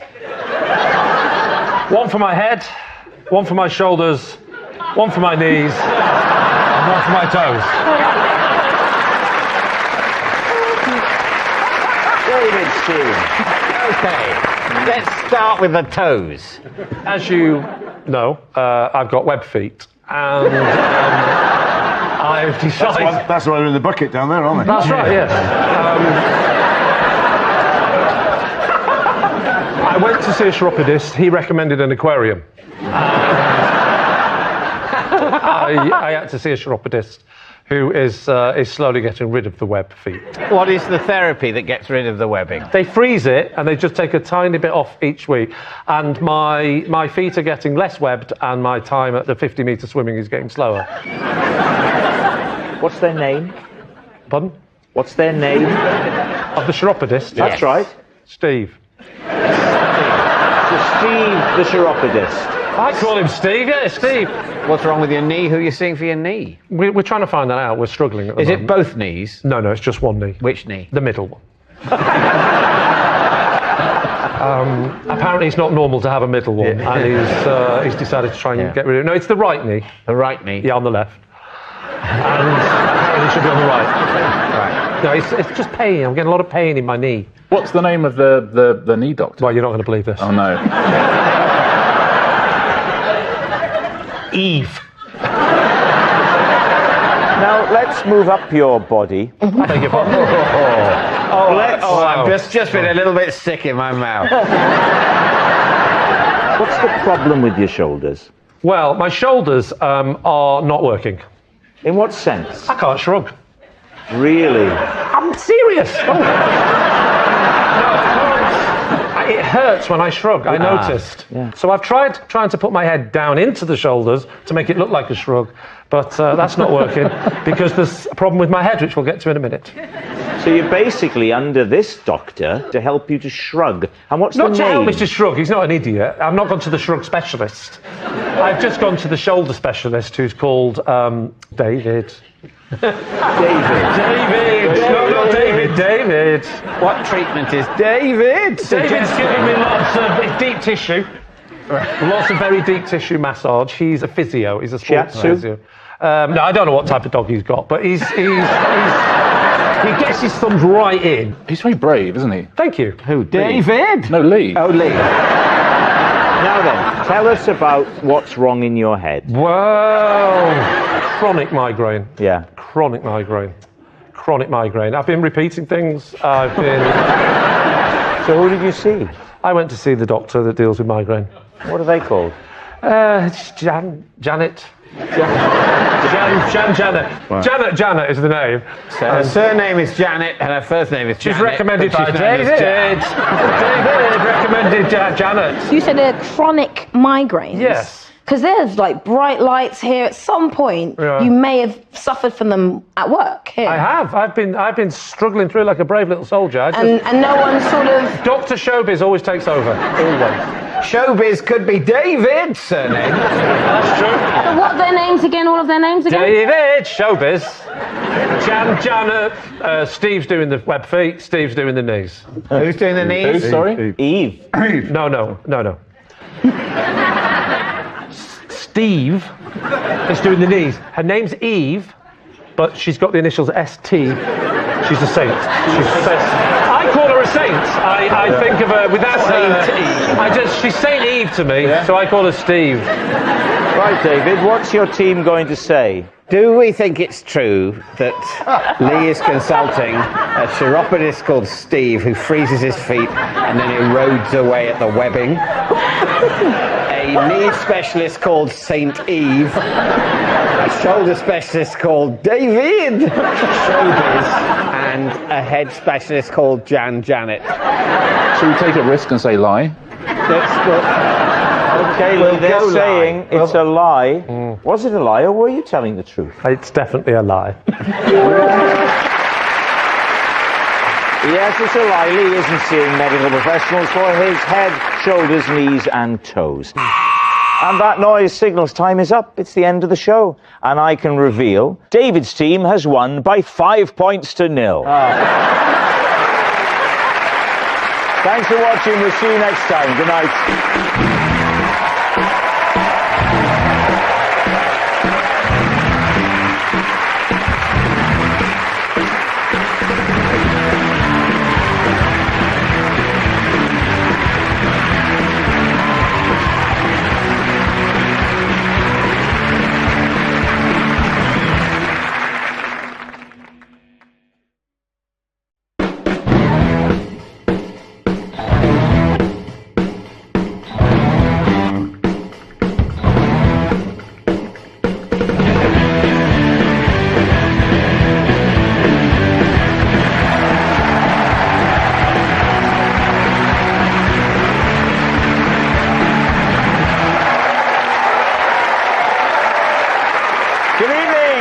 Welcome to Would I Lie to You, the show that sorts the facts from the fibs. On Lee Mack's team tonight, from Good Morning Britain, it's Good Evening Kate Garraway. And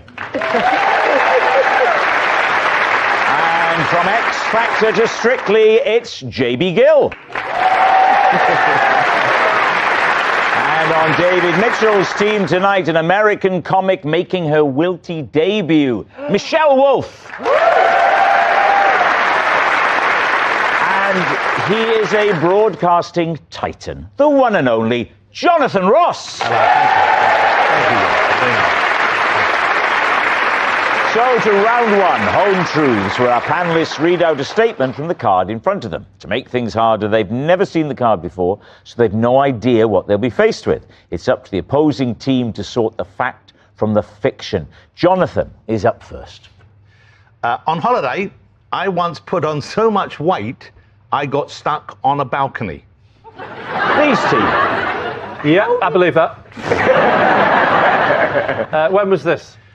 This was a few years ago. I was on holiday with my family, and they didn't have interconnecting rooms, so we got rooms side by side.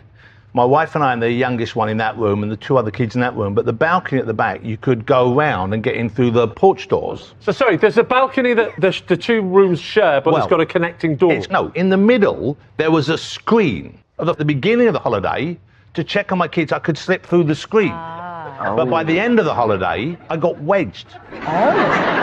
We weren't meant to be sneaking through, but because I was too lazy to put on clothes to go outside, in my underpants to check on the room, I tried to squeeze through the gap. Successfully for the first 3 or 4 days, but by day 6, wedged I was.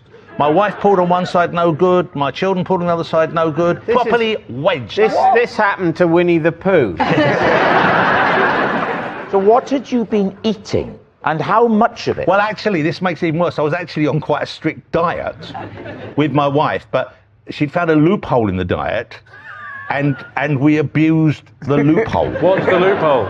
Well, we were on one of those diets where you eat a lot of protein, and there's an hour a day when you can eat what you want. And I think it's meant to be where you can have a little bit of chocolate if you want. Unfortunately, what we did was, I was watching the clock, and 5 to the hour, I went to the buffet and I got a bowl of tiramisu, I got a bowl of trifle, I got sweets from the store, and I had all of that, and literally I'd go, now, and we'd start, and we'd eat all.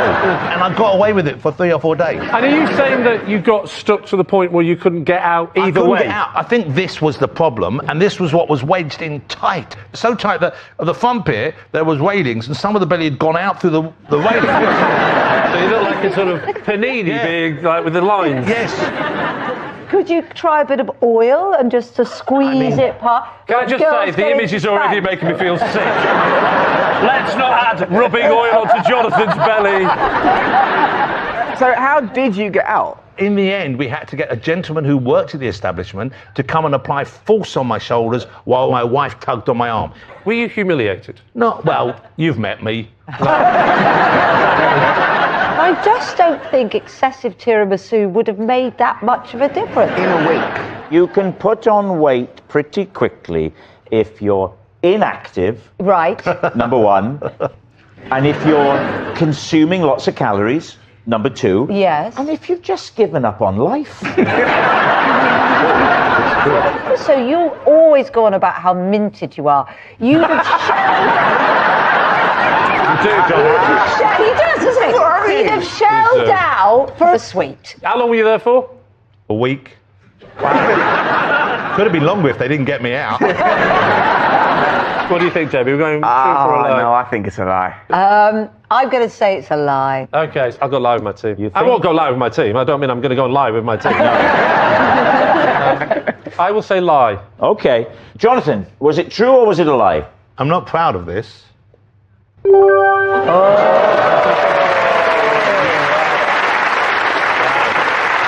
Yes, it's true. Jonathan did get stuck on a balcony. Right, JB, you're up next. Okay. I still can't tell you what the next letter in the alphabet is without singing the A, B, C, D alphabet song to help get me there. David's team. Well, I mean, it's very difficult for us to disprove this. It's very difficult if you call JB.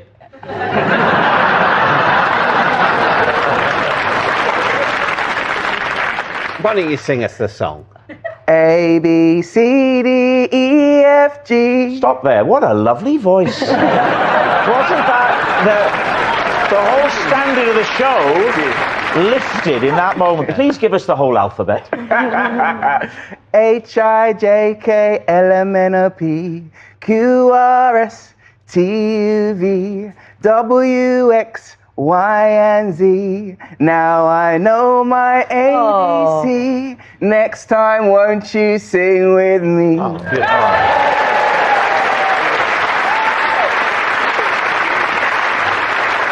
Interesting that you said Z rather than Z, but other than that, I thought it was lovely. Well, it wouldn't have rhymed otherwise, would it? I know, but we're British. Okay, what comes after Q? A, B, R. Okay, what comes after A? You don't have to, not for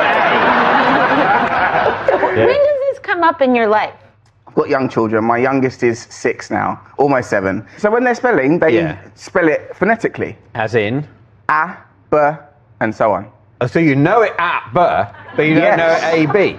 No, because I didn't learn it like that. And also, you sound a bit strange doing it that way, don't you? Abacada, Effaga. They don't. Everything's different. Where a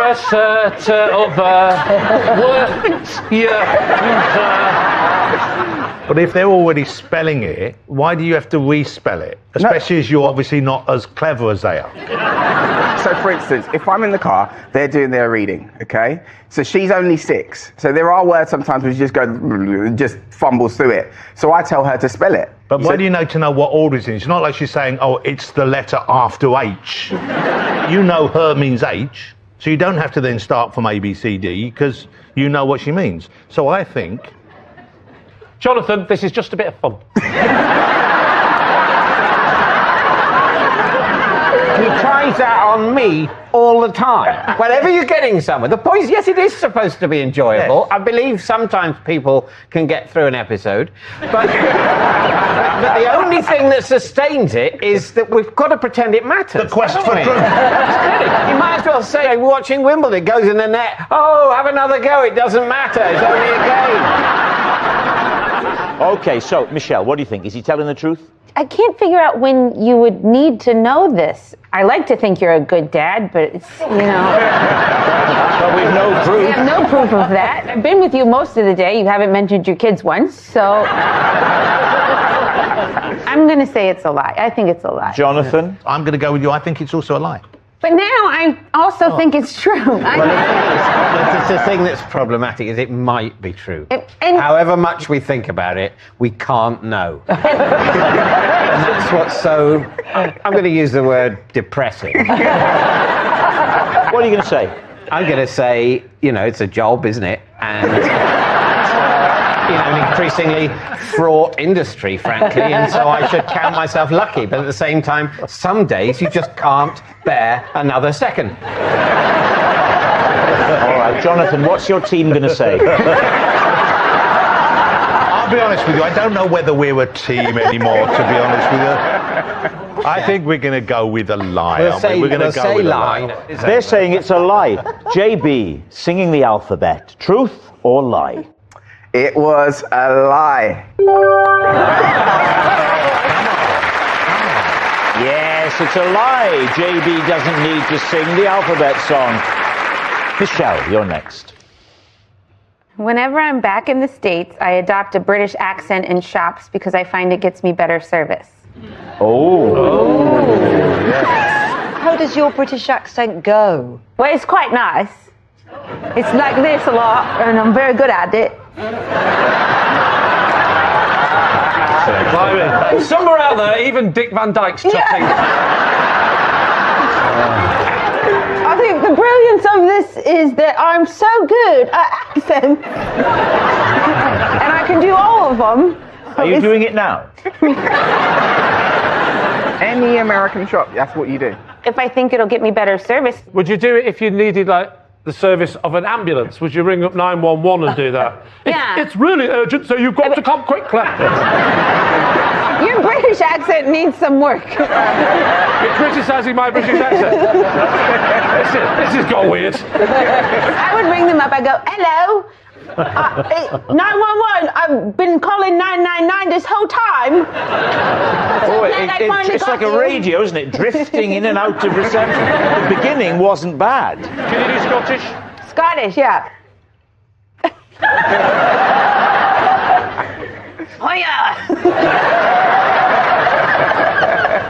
Hiya.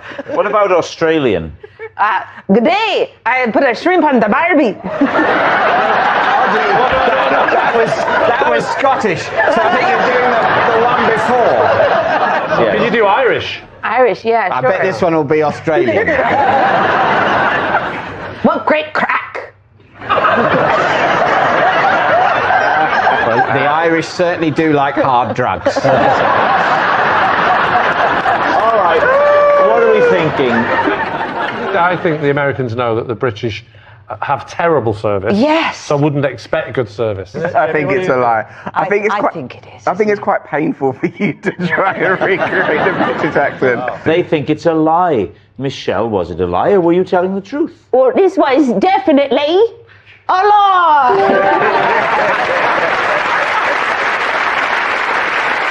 Our next round is called This Is My, where we bring on a mystery guest who has a close connection to one of our panellists. Now, this week, each of Lee's team will claim it's them that has the genuine connection to the guest. It's up to David's team to spot who's telling the truth. So please welcome this week's special guest, James. So,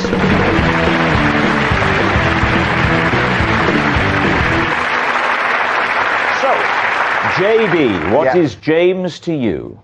Well, this is James. He is the video director that was once sick on my feet. Kate, how do you know James? This is James, and he caught me on CCTV doing something I shouldn't at work. Right. Lee, what is your relationship with James? This is James. I ruined his world record attempt when I accidentally set off his domino rally hours earlier than he or the judges were expecting.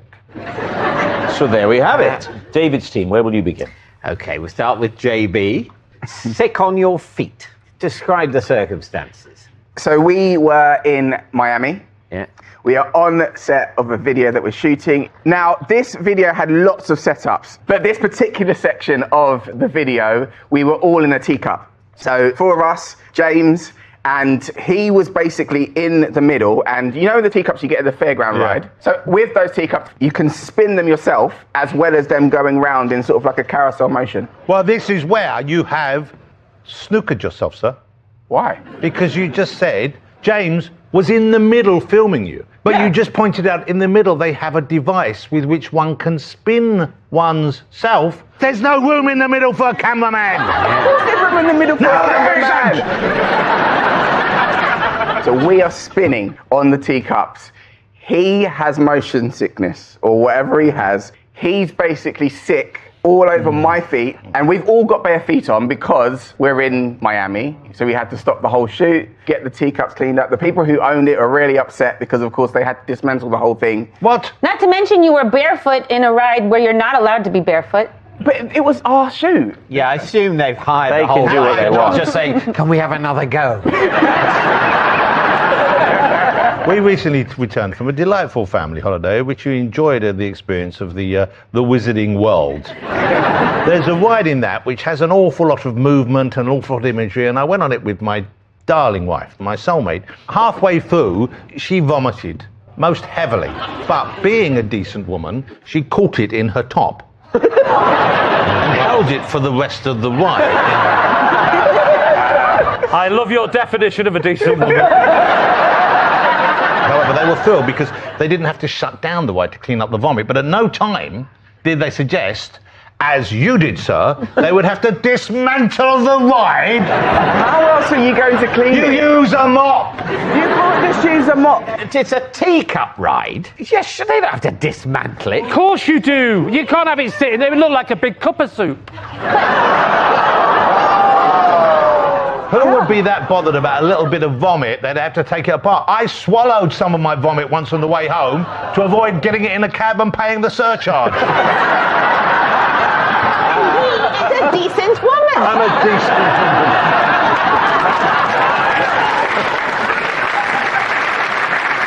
Now, what about Kate? Kate, right. Yes, James caught me doing something I shouldn't have been doing at work on the CCTV. It wasn't involving a member of parliament, was it? I remember seeing that footage. I was joining Smooth Radio. I'd never worked in a radio station working the desk before, being like a proper music DJ. So I was brought in for some training and they took it really seriously. Training to be a presenter on Smooth Radio. You're playing out from the desk different music. Got to fade things up and down. Anyway, I'd never done it before. And they were trying to keep the fact that I was starting with the station a secret. Yes. So they put me into a training studio and they put newspaper up at all the windows. It was super exciting. Why was it so secretive? Were they worried they were going to lose listeners? Oh, that's not fair, Jonathan. I know. Shame on you. Apologise. I apologise. Come on. They took me in there. Lovely guy was showing me the basics. This is what you bend over. This is what you do to open the mic. So he went out to leave me to have a play, but I had an enormous... Oh, hang on. vanilla latte. Oh, vanilla is that what latte. you call it? So I brushed my hand across and put the entire thing into the faders. Oh, no. He then comes back. Oh. So I said, I'm really, really sorry. I think I might have spilt a little bit of my drink. A little bit. Anyway. A little bit compared to, say, the amount of liquid in an oil tanker. Yes. I then find out later that the engineers say that the whole thing was defunct and unusable. And they were so cross, they went and pulled the CCTV footage, identified me, and then James had to come and see me and tell me off. Because James is... He's sort of my boss. I should point out that I am perhaps unfairly placed for this particular story. Because I also work for a sister station. I do a show for Classic FM, which is a movie soundtrack show. And often, my studio happens to be next door to Kate Galloway's. Ooh. And I have never seen that imposter come in and out of that room in my entire life.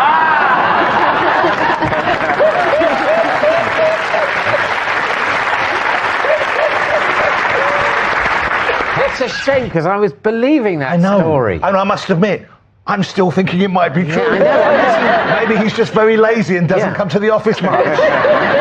Now, what about Lee? Okay. I suppose we better go through the motions. Remind us of your connection with James. This is James. I ruined his world record attempt when I accidentally set off his domino rally hours earlier than he or the judges were expecting. Okay. I think we're aware that things like that have happened in the news. Yes, indeed. And that must be where the production team got the idea from. Okay, I think we're ready to make a decision.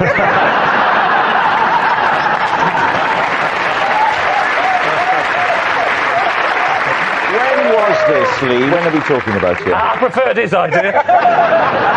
Was it since the last series? Oh, it's definitely since the last series. I thought it might There's have a reason been, it hasn't cropped up. Yeah. Sorry, where was it again? What building was this in? It was the NEC in Birmingham. NEC in Birmingham, okay. What were you doing there while this was happening? I was doing a piece for the Guinness Book of Records because, as you will know, because it's come up on the show before, I have been in the Guinness Book of Records. Oh, here we go. They were the first people to attempt 1 million. 1 million dominoes? No, 1 million sugar cubes. Yes, 1 million dominoes. What was the previous record? 850,000. I think I'd have gone for about 870,000 myself, but then I'm lazy. I wouldn't have bothered. I don't want to be in the book. But let me ask you. Yeah, but you couldn't because you haven't got any skills like I have at darts. Have you still got that record? No, because I bragged about it on this. The professionals found out and they beat me straight away. That is a true story. Was it your bottom or something, or you're a bit clumsy? No, what had happened is they'd done the feature, I dressed up nicely, forgot I was wearing my winkle pickers. When you say I dressed up nicely, already I know this is a lie. I mean, from anybody else, Jonathan. So you touched one. Well, I did, accidentally with my foot. Yeah. I was looking at my phone, I'd taken a step back, I turned, the shoes were a bit longer than I thought. You know me, I'm never happy unless I've got clown shoes on. Turn around, not that first domino, and that's it. Obviously, I tried to stop it, but I can't help thinking I made more of a mess. If you hit the first one, though, if you just let it go, that would have been fine. You'd have broken the record. No, there has to be judges, though. They hadn't turned up yet. Those guys. Otherwise, what you've done is just laid down loads of dominoes and go, look, if only you'd been here an hour ago. All I could do was just, for the first few seconds, because there was no one there. No. Because I did the piece to camera, there was an hour to go, and there was no one in the room. Yeah. No one in the room. room. For a minute, just for 1 minute. Everyone had gone out for a second. Everyone had gone out and just left you alone For 1 with minute. a million dominoes. You've seen the size of the NEC on a big event day, you'd think it'd be almost impossible to be in a room like that on your own. Yeah. But no, I was... Now remind us what James has got to do with this story. It's his world record attempt. Right. How did he react when he saw the mess? Do you know how long it had taken him to set it up? How long? I don't know, I was wondering if you did. I'd heard rumours of a month. Right. Not on his own, he had a team. So they closed the centre for a month. No. What they do is they raise the floor and he builds it under the floor, and that particular month there was a concert on above it. But hang on. Luckily, it wasn't Riverdance. It was this. Have you seen the Shiny Shoe Shuffle show? All they do is just shuffle gently on the floor like that. It's all very quiet. And the crowd are all so old they don't even clap. Everything's very still. And it gets built for a month underneath. What's the capacity of the NEC when it's doing a show? It's not that much, it's only about 32,000. Something big like the Shiny Shoe Shuffle show will easily sell a month's worth of gigs with 32,000. You're only looking at a few million people. And they just come quietly in, watch the Shiny Shoe Shuffle show, go out night after night, and underneath the ground, James and his team are working away, slightly bent over. He came back into the room and he saw the mess you'd made. How did he react? He said a word that I can't say on television because he's Russian and I didn't know what it meant. Right. We need an answer. Is James JB's sickly sidekick, Kate's prying pal, or Lee's raging record breaker? I think it's 50-50, isn't it? We'll rule out Lee. Grudgingly, we'll rule out. And also, let's hope it's not Kate, because that means that Jonathan doesn't talk to the staff at the radio station. Why would I? I feel like the guy would be American if he was filming in Miami. That's a point. He looks too sickly to be American. Do you know what he looks like? The kind of man that spent in the dark under a stage for a month. Just ask, JB, is James American? No. Here's the thing then, I think that makes me think it is Kate. I don't know. I do feel like a musical group of that caliber could bring over the videographer of their choice. This is when you show your leadership qualities that we've never seen in the past, but we know it in there somewhere. Okay, so you think it's Kate? I'm not even saying anything anymore. I want You're you not saying to... anything? I've said more than enough. I think we all agree on that. Michelle, what do you think? I'm a solid Lee. Lee? Right, okay, you want leadership? You want leadership? Yes, Okay. All right, let's go over the top towards the guns. JB? You're saying it's JB? Yes. All right. James, would you please reveal your true identity? I'm James, and I caught Kate on CCTV.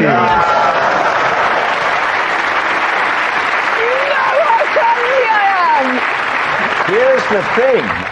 James is Kate's prying pal, and we can see that footage. Oh, no! Now, keep a close eye on the area that we've circled. Oh, my God. Oh, my God. And look, watch what she's... Look there, that'll sort it out.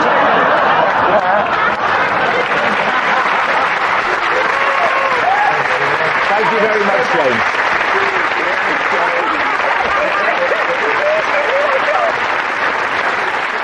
We'll Which brings us to our final round, quickfire lies, and we start with... It's David. Last summer, I was called in for a chat by the chair of my local tennis club because someone had complained that my grunts were putting them off. Please, team. Your grunts as a player or just someone who hangs around the tennis court? As a player. I've never known you to do anything sporty in all the time I've known tennis. you. Yeah, I play tennis. Used to play squash. Don't play squash anymore, but I still play tennis. Wow. Is it on the serve or every shot? I think I'm probably more conscious of it on the serve. Let's be honest, it gets louder when I've been playing for, I'd say a few hours, but I mean a few minutes. Could you give us an example of the grunt? Take the stage, please. They just think, if we do all this visual stuff, we'll never make the conversion to radio. So a serve first of all. Oh. I'm bouncing the ball. Okay, like this. The ball's in the air and... Oh! Oh, that's quite something.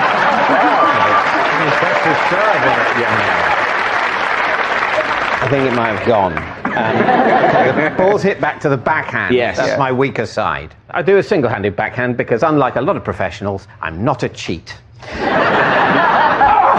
Oh, I'm sorry, but no. I've not heard any grunting. I've heard, if you don't mind me saying, quite feminine screaming. I want you to be more grunty and less screamy. All right.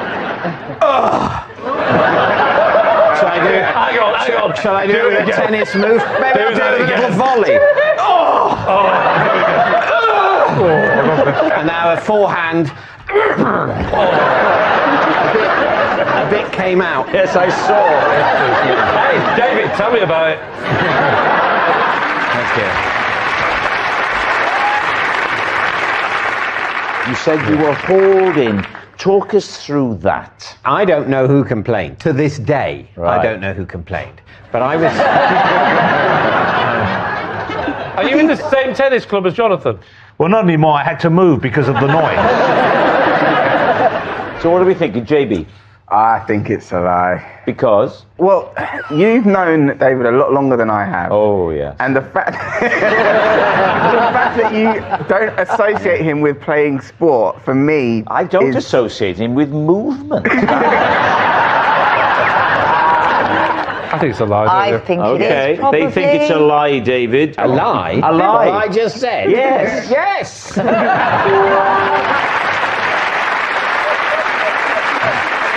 Yes, it's a lie. David didn't get a complaint about his grunts. And that noise signals time is up. It's the end of the show. I can reveal that Lee's team has won by 3 points to 2. Thanks for watching. We'll see you next time. Good night.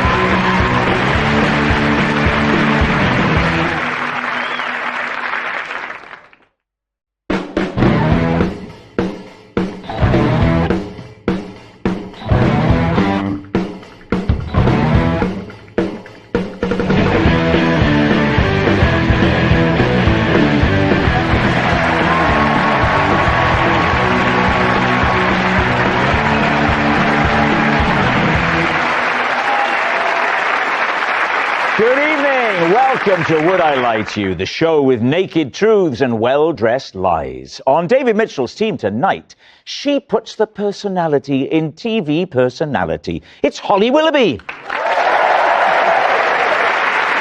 And Olympian, gladiator, she is on fire. It's Montel Douglas. And on Lee Mack's team tonight, a stand-up comedian and Taskmaster star, it's John Kearns. And an award-winning actor and filmmaker, it's only David Morrissey. So, to round one, Home Truths, where our panellists read out a statement from the card in front of them. To make things harder, they've never seen the card before. They have no idea what they'll be faced with. It's up to the opposing team to sort the fact from the fiction. David, you're first up. Oh, my commitment to preparing for a part once ruined a romantic weekend away. Ooh, David's team. So, what was the role? Like a chef in a kitchen. So I had to familiarise myself with all that. At which stage of your, may I say, fairly fated career? It's lovely to have some class on that side. Thank you very much. I mean, that's fine for me, but pointed at a new guest. It's a bit harsh, Rob. You can say to the regulars, but not the new guy who's just come and gone. Will it be fun? Yes. Rob's only line is, it's nice to have some class, apart from them two. I will say, with you, Shannon, you do look like 3 solicitors on a team-building weekend. And you're allowed to wear fun shirts, but you didn't get the email. So, David, which stage of your wonderful career was this? It was a film I did in the late 90s. It was called Some Voices. And you were playing a chef. The director was very precise about what he wanted. So he wanted to see my hands chopping vegetables and stuff and then come up to my face. And he said, it's got to be in this one shot. And my wife at the time and I had booked a romantic weekend away. Where were you taking her? It was like some hotel somewhere. Some hotel somewhere. And you say she was your wife then, and I think it's all falling into place, isn't it now? And I phoned ahead and said, could I work in your kitchen? Could I work in your kitchen? Yeah. I got there and the guy said, oh, off you go, you've got a stint in the kitchen. So as soon as you arrived, you come with me, and your wife was left in the room alone. Yeah. And so how did she respond? Not great. Did it help? Did you learn how to chop and all that sort of stuff? Yeah, it helped a bit, you know, but then it was, it ruined the weekend, ruined the marriage. How did it ruin? And what did the former Mrs. Morrissey, because she's long gone, but what did the former Mrs. Morrissey make of the meal? Don't say she's long gone. Yeah, sorry, I'm sure she's still with us. I mean, she's long gone. Don't even say I'm sure she's still with us. Just don't say anything. Just don't mention the welfare of the ex-Mrs. Morrissey. Okay, but Mrs. Morrissey, as was, how did she rate the meal? It didn't help when I kept saying to her, you know, I chopped them, I did that. Holly, what do you think? I imagine he has got that dedication. He's a proper actor. I know, he's though, not it's like a real... He's a proper actor. And all he would have been thinking about is preparing for the role. He doesn't care what it's for. Do you know one, Gavin and Stacey? How do you prepare playing that little annoying Welsh git?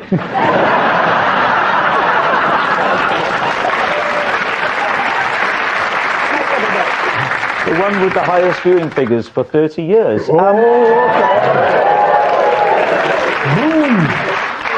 Drop the mic. The question is David Morrissey telling the truth? I instinctively think it might be true. Let's Holly? go true then. They all think it's true. Yeah, they think it's true. David, was it true, or were you telling a lie? It was true. It's true. David's commitment to acting did ruin a romantic weekend. John, you're next. As a boy, I got to go on Blue Peter for having an absolutely massive rabbit. David's team.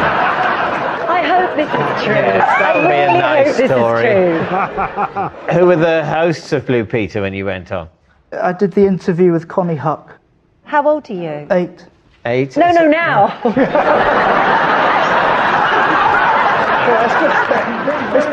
It's been a tough life. It's been a tough life. So what year was this? 1996. Have you got a Blue Peter badge? Got a gold one. A gold Blue Peter badge? Yeah. When I was a child, people who got gold, that was like above a knighthood. How big was this rabbit? I feel like you overfed it. Did you overfeed it? Well, I don't think I overfed it. We had a cat called Mitzi. It went missing.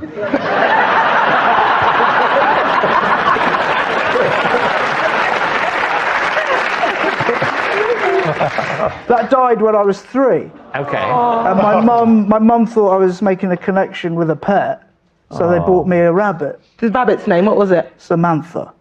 Samantha. Were you told that it was a rabbit that would grow to enormous size? My dad, who bought the rabbit, Yeah. was told, yeah, be careful, this might explode. Where did he acquire the rabbit? Sellafield. There was a bloke...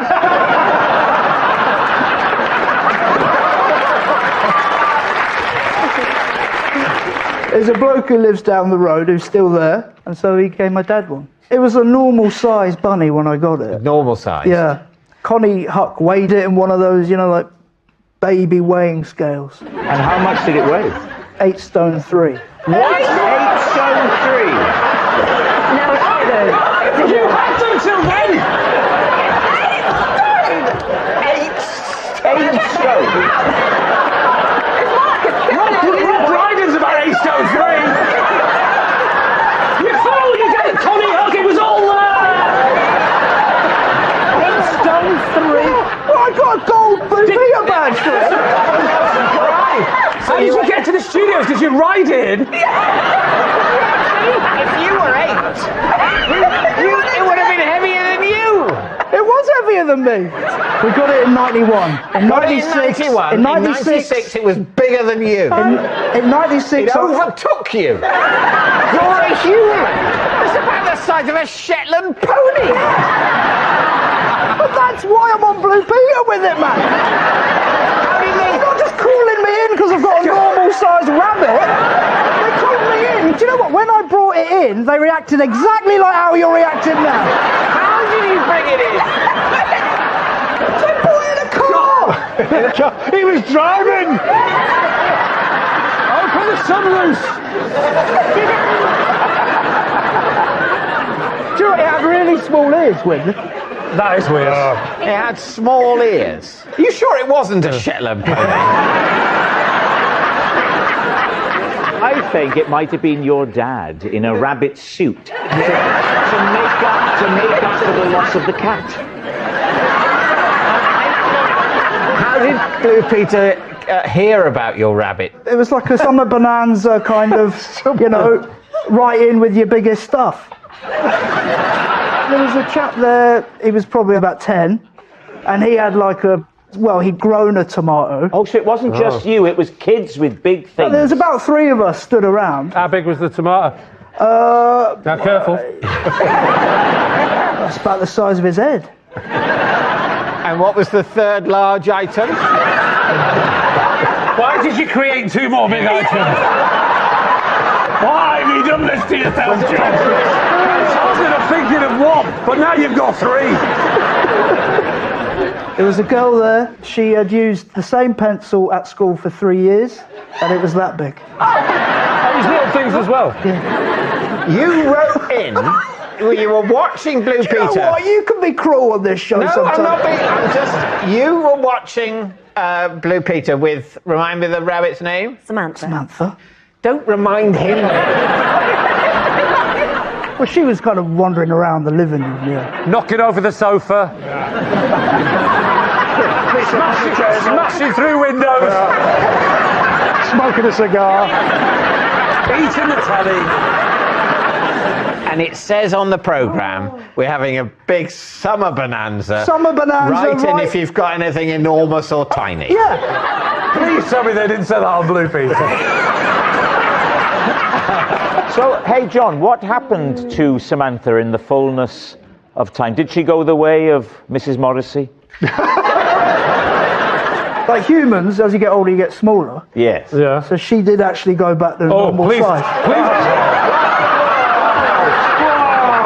She went back to a normal size rabbit from 8 stone. She had massive ears by the end of it. When she passed, she was 1 stone 6. That's still quite heavy for a rabbit, just so you know. How heavy is a stone? Well, just 1 stone is a lot heavier than a rabbit. I wish I'd known that 5 minutes ago. What are you thinking, David's team? It's so wild. I've never heard of a rabbit that's that big. I can't believe he would say that. I know. dates. It was spot on with the dates. He's and got the the years. timeline. There was a long period where it was very believable, wasn't there? Everything about his story was perfect. It was the weight of the rabbit. But also, I remember now someone getting a gold Blue Peter badge, and it was Torvill and Dean got them when they'd won about 4 gold medals in the Olympics.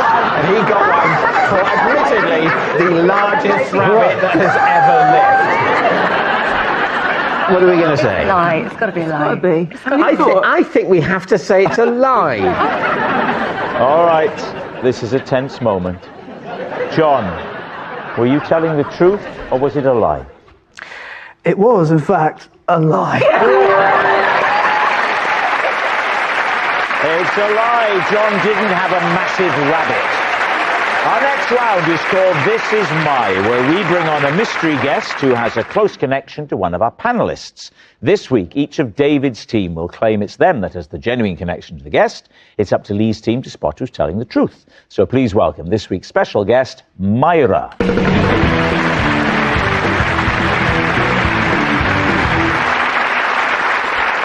So, Montel, what is Myra to you? So this is Myra, and I once pretended to be her on a running app so she could beat her rival. Holly, how do you know Myra? This is Myra. She helped spare my blushes when I suffered a catastrophic wardrobe malfunction. And finally, David, what is your relationship with Myra? This is Myra, and we once queued for ages for a hot sausage roll, only for me to let a stranger push in front of us, who then bought all the sausage rolls. There we have it. Lee's team, where will you begin? Right, Montel. First of all, remind us, what was your particular event when you were an athlete? So a sprinter. 100 metres? Yes. What kind of times could you get at 100 metres? Best time was 11:05. Oh, that's good. I can only do 11:06. And of course, you're a gladiator, so you're very fit, very athletic. And how do you cheat? So you wear a watch on running apps, but like this one, and it tracks basically your running, how fast you run, and essentially if you wore this watch, it would just think that you were me. Why would you want to cheat, though? I didn't want to cheat, but Myra wanted to cheat because she basically wanted to beat her rivals. She's not a serious athlete, then. She just does it for fun. She does it for fun. And what kind of distance? 5K. Oh, but you're a sprinter. I know, I know. What kind of time can you do 5K in? It was beating her time, so her time was about 34 minutes. Well, I did the time, 32:43. For her? For her. When you came back with your 32 minutes, was she slightly disappointed? No, she was fine, because at one point, I mean, I was tying my shoelace lots of times, so I was actually going quite slow at one point. How many times do you need to tie your shoelaces? How the hell did you do 100 metres in 11 seconds if you were tying your shoelaces all the time? We don't wear trainers, I wear spikes all the time. Did you come clean to a friend, or...? Well, I didn't come clean, but she did a couple of weeks later to her friends. I think she forgave her. Really? I would never forgive them. Yeah, that's... Why didn't she just get a cab? Get a cab? You say, drive 29-minute 5K. They'd have to be crawling. Yeah. My phone knows if I'm walking or in a car. Just saying. Mine does. You don't need a phone for that, because I know that already. No, but I don't ask my phone, am I walking or am I in a car? Your turns again, are you? Siri, am I in a car or am I walking really quick again? Because my legs aren't moving. I try and keep track of the steps I've done each day. How many steps do you aim for? I would like to average 10,000 or more over a year per day. Per day? Per day? Per day? I would like to do 365 steps a year. And No, what do you, 10,000 a day. What do you kit yourself out in when you go for one of these power walks? I just walk in my normal clothes and arrive sort of clammy. That's his profile on Match.com. Right, who next? Oh, well, I'd like Montel to do a blood test, please. So, Holly. Yes. Remind us again of your lie. I mean, of your thing. So this is Myra. She once helped me spare my blushes when I had a catastrophic wardrobe malfunction. What was that? What was the malfunction? My zip on my dress bust. The back or the front or the side? It was a dress that had a zip that went from the bottom to the top. So if you undid it, it would completely open out like this. What were you doing? What And was the show? I was actually at 10 Downing Street at Were a you? charity function. Oh. Ooh. And Who I was went. Prime Minister? Connie Hook? I cannot remember. What year was it? I think it was 2016, around then. It could have been Cameron or May. Yeah. I think it was Cameron.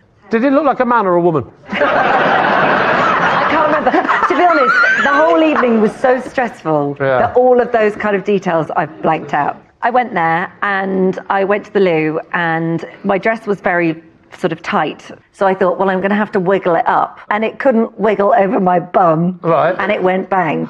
So who's Myra? So Myra, Well, thank she was goodness- Chancellor of the Exchequer. I remember. So because it had kind of bust to the midway point on my back, it was open like this is a V. So it was full bum out. Your bottom was out. And you don't have your phone because they take it off you when you first get in. So I was stuck in this cubicle waiting for someone to walk in because I couldn't walk out because my bum was out and I was in the Prime Minister's house. Well, I mean, you had underwear on this. Yeah, I had really big Holden knickers on. Oh, yeah, the big white pants on. Yeah. How do you know they're white? I mean, you had your big pants on.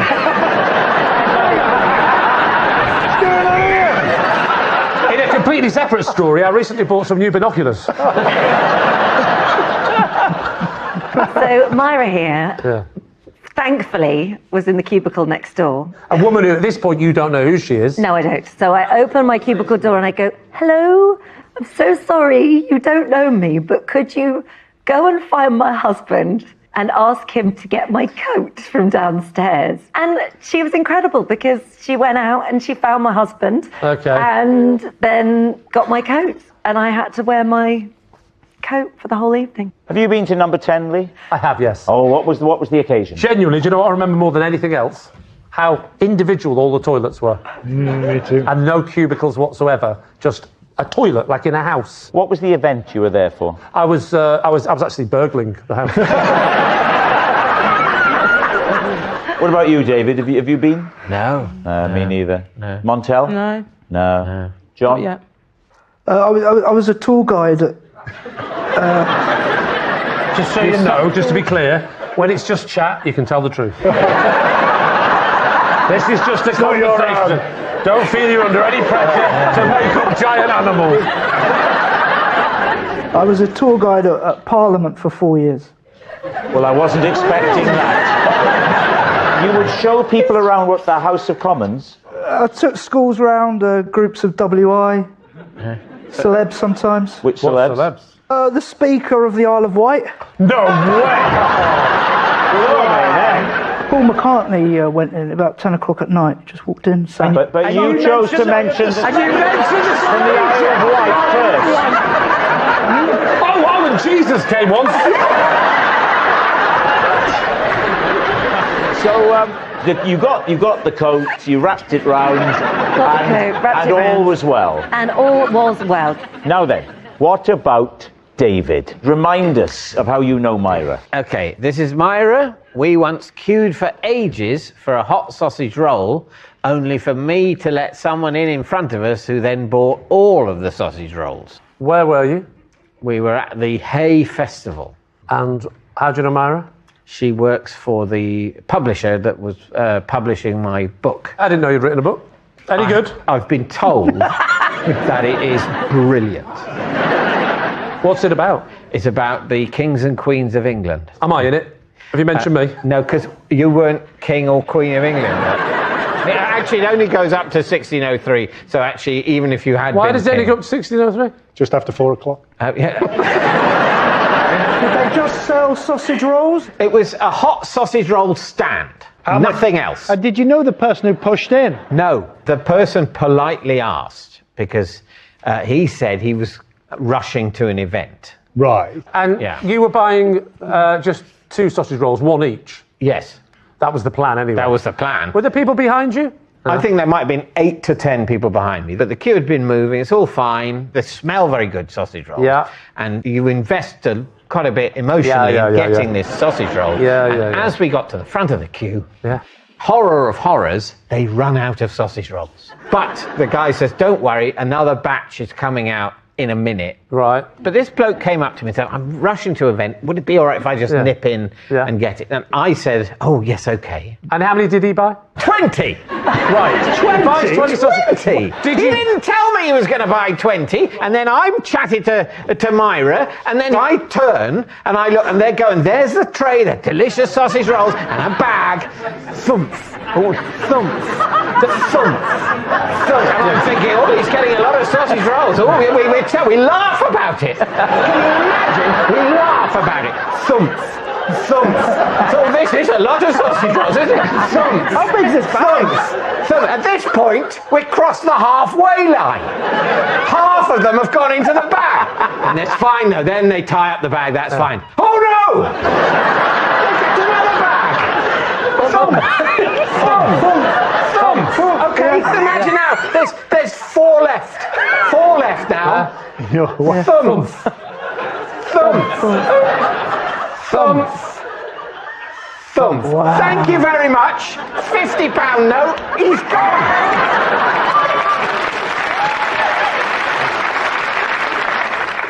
He got 20 sausage rolls. Yes. He asked for 20, he got 20. Yes. He managed to get the exact amount of sausage rolls that he asked for, he was given, and now there's none left. Not 19. He didn't ask for 21 and there was only 80. He got it bang on like that. Yes. That's an amazing coincidence. Well, look, this story has been selected to be televised. That is how remarkable it is. And I think you're probably right. If he'd wanted like 9 sausage rolls and then we'd just bought 2, do you know what? I think it wouldn't have got to this point.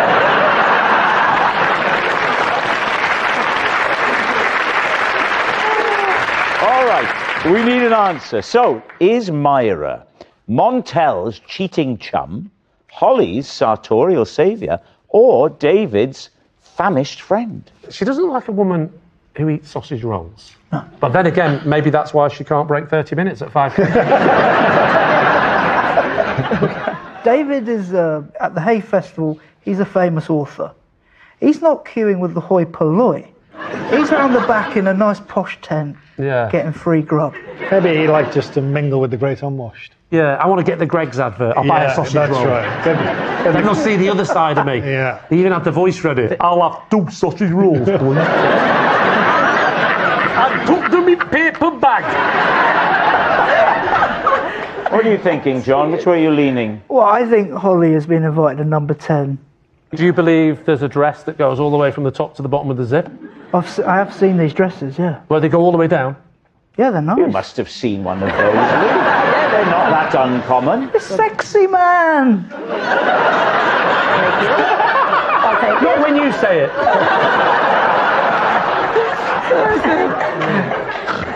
In fact, I'd call them off-putting the way you said it. I think you just got... I don't think it was the voice, I think it was the waving of the arm. A sexy man. David Morrissey, who do you think it is? I think it's Holly. If I can sort of imagine that happening. OK, I'll go with my team and say it's Holly. Right. Myra, would you please reveal your true identity? I'm Myra and I helped Holly with her dress. Yes, Myra is Holly's sartorial saviour. Thank you very much, Myra.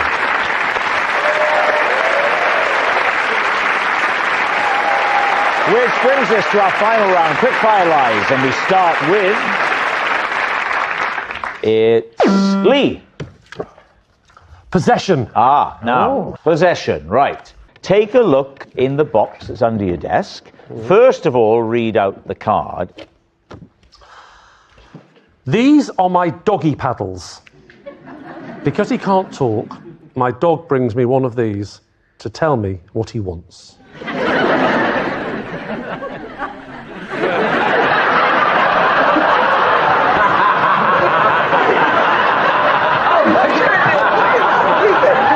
So, David's team. So let's have a look. There's toilet, walk. Oh, no, that's just for a bit of fun. He always wants a game of table tennis. Yes, toilet, walk. What's the music one? Likes music. My dog likes music. Can I ask you which dog? Because you've got 2 dogs. Yes, because we go dog walking We together, go dog don't walking. we? It's Ludo. What breed of dog is he? He's a silver Labrador. Oh. Yes. And So- they are hard to train, aren't they? They're impossible to train. Silver Labradors particularly, and I know people will write in, that's because you're not training him properly. Yeah, well, that's because you're stupid. He's impossible to train. Well, I say it's impossible to train. I've trained him to... I was just going to say, the whole thing is about you training him. What is it about pets that make you go crazy in this game? You've trained Ludo to bring the relevant table tennis bat. No, you can see there's marks on here from the teeth of Ludo's teeth. Well, it must be true. Although I did see a member of the production team chewing a table tennis bat. He comes towards me like this. It has been sterilised. Yeah. I'm just telling Ludo for when he has it back. Yeah.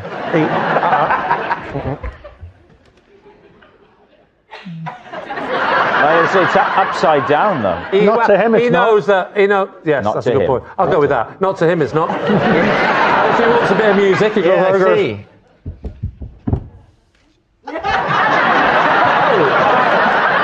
And where do you keep the bats? In the loft. Where do you keep yours? Lee, you could put them down for a bit, and that will help with... I can't. He's only 4 years old. No, the bats. Oh, the bats, sorry. Right, Holly Willoughby. Well, I mean, the only thing I do know about Ludo is that you haven't even quite trained him to know his own name. Because the only way you can get that dog to come to you is if you go, Bull. Yes. And it now thinks its name is Bull. Yes. David, what is your team going to say? It can't be true. Yeah, I think it can't. It's unusual in this. It's almost like more than a lie. It actually can't be true. They're essentially saying it's a lie, Lee. Is it a lie, or was that actually the truth? Lie.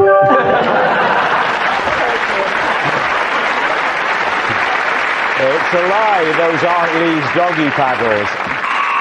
And that noise signals time is up. It's the end of the show. I can reveal that David's team has won by 3 points to 1.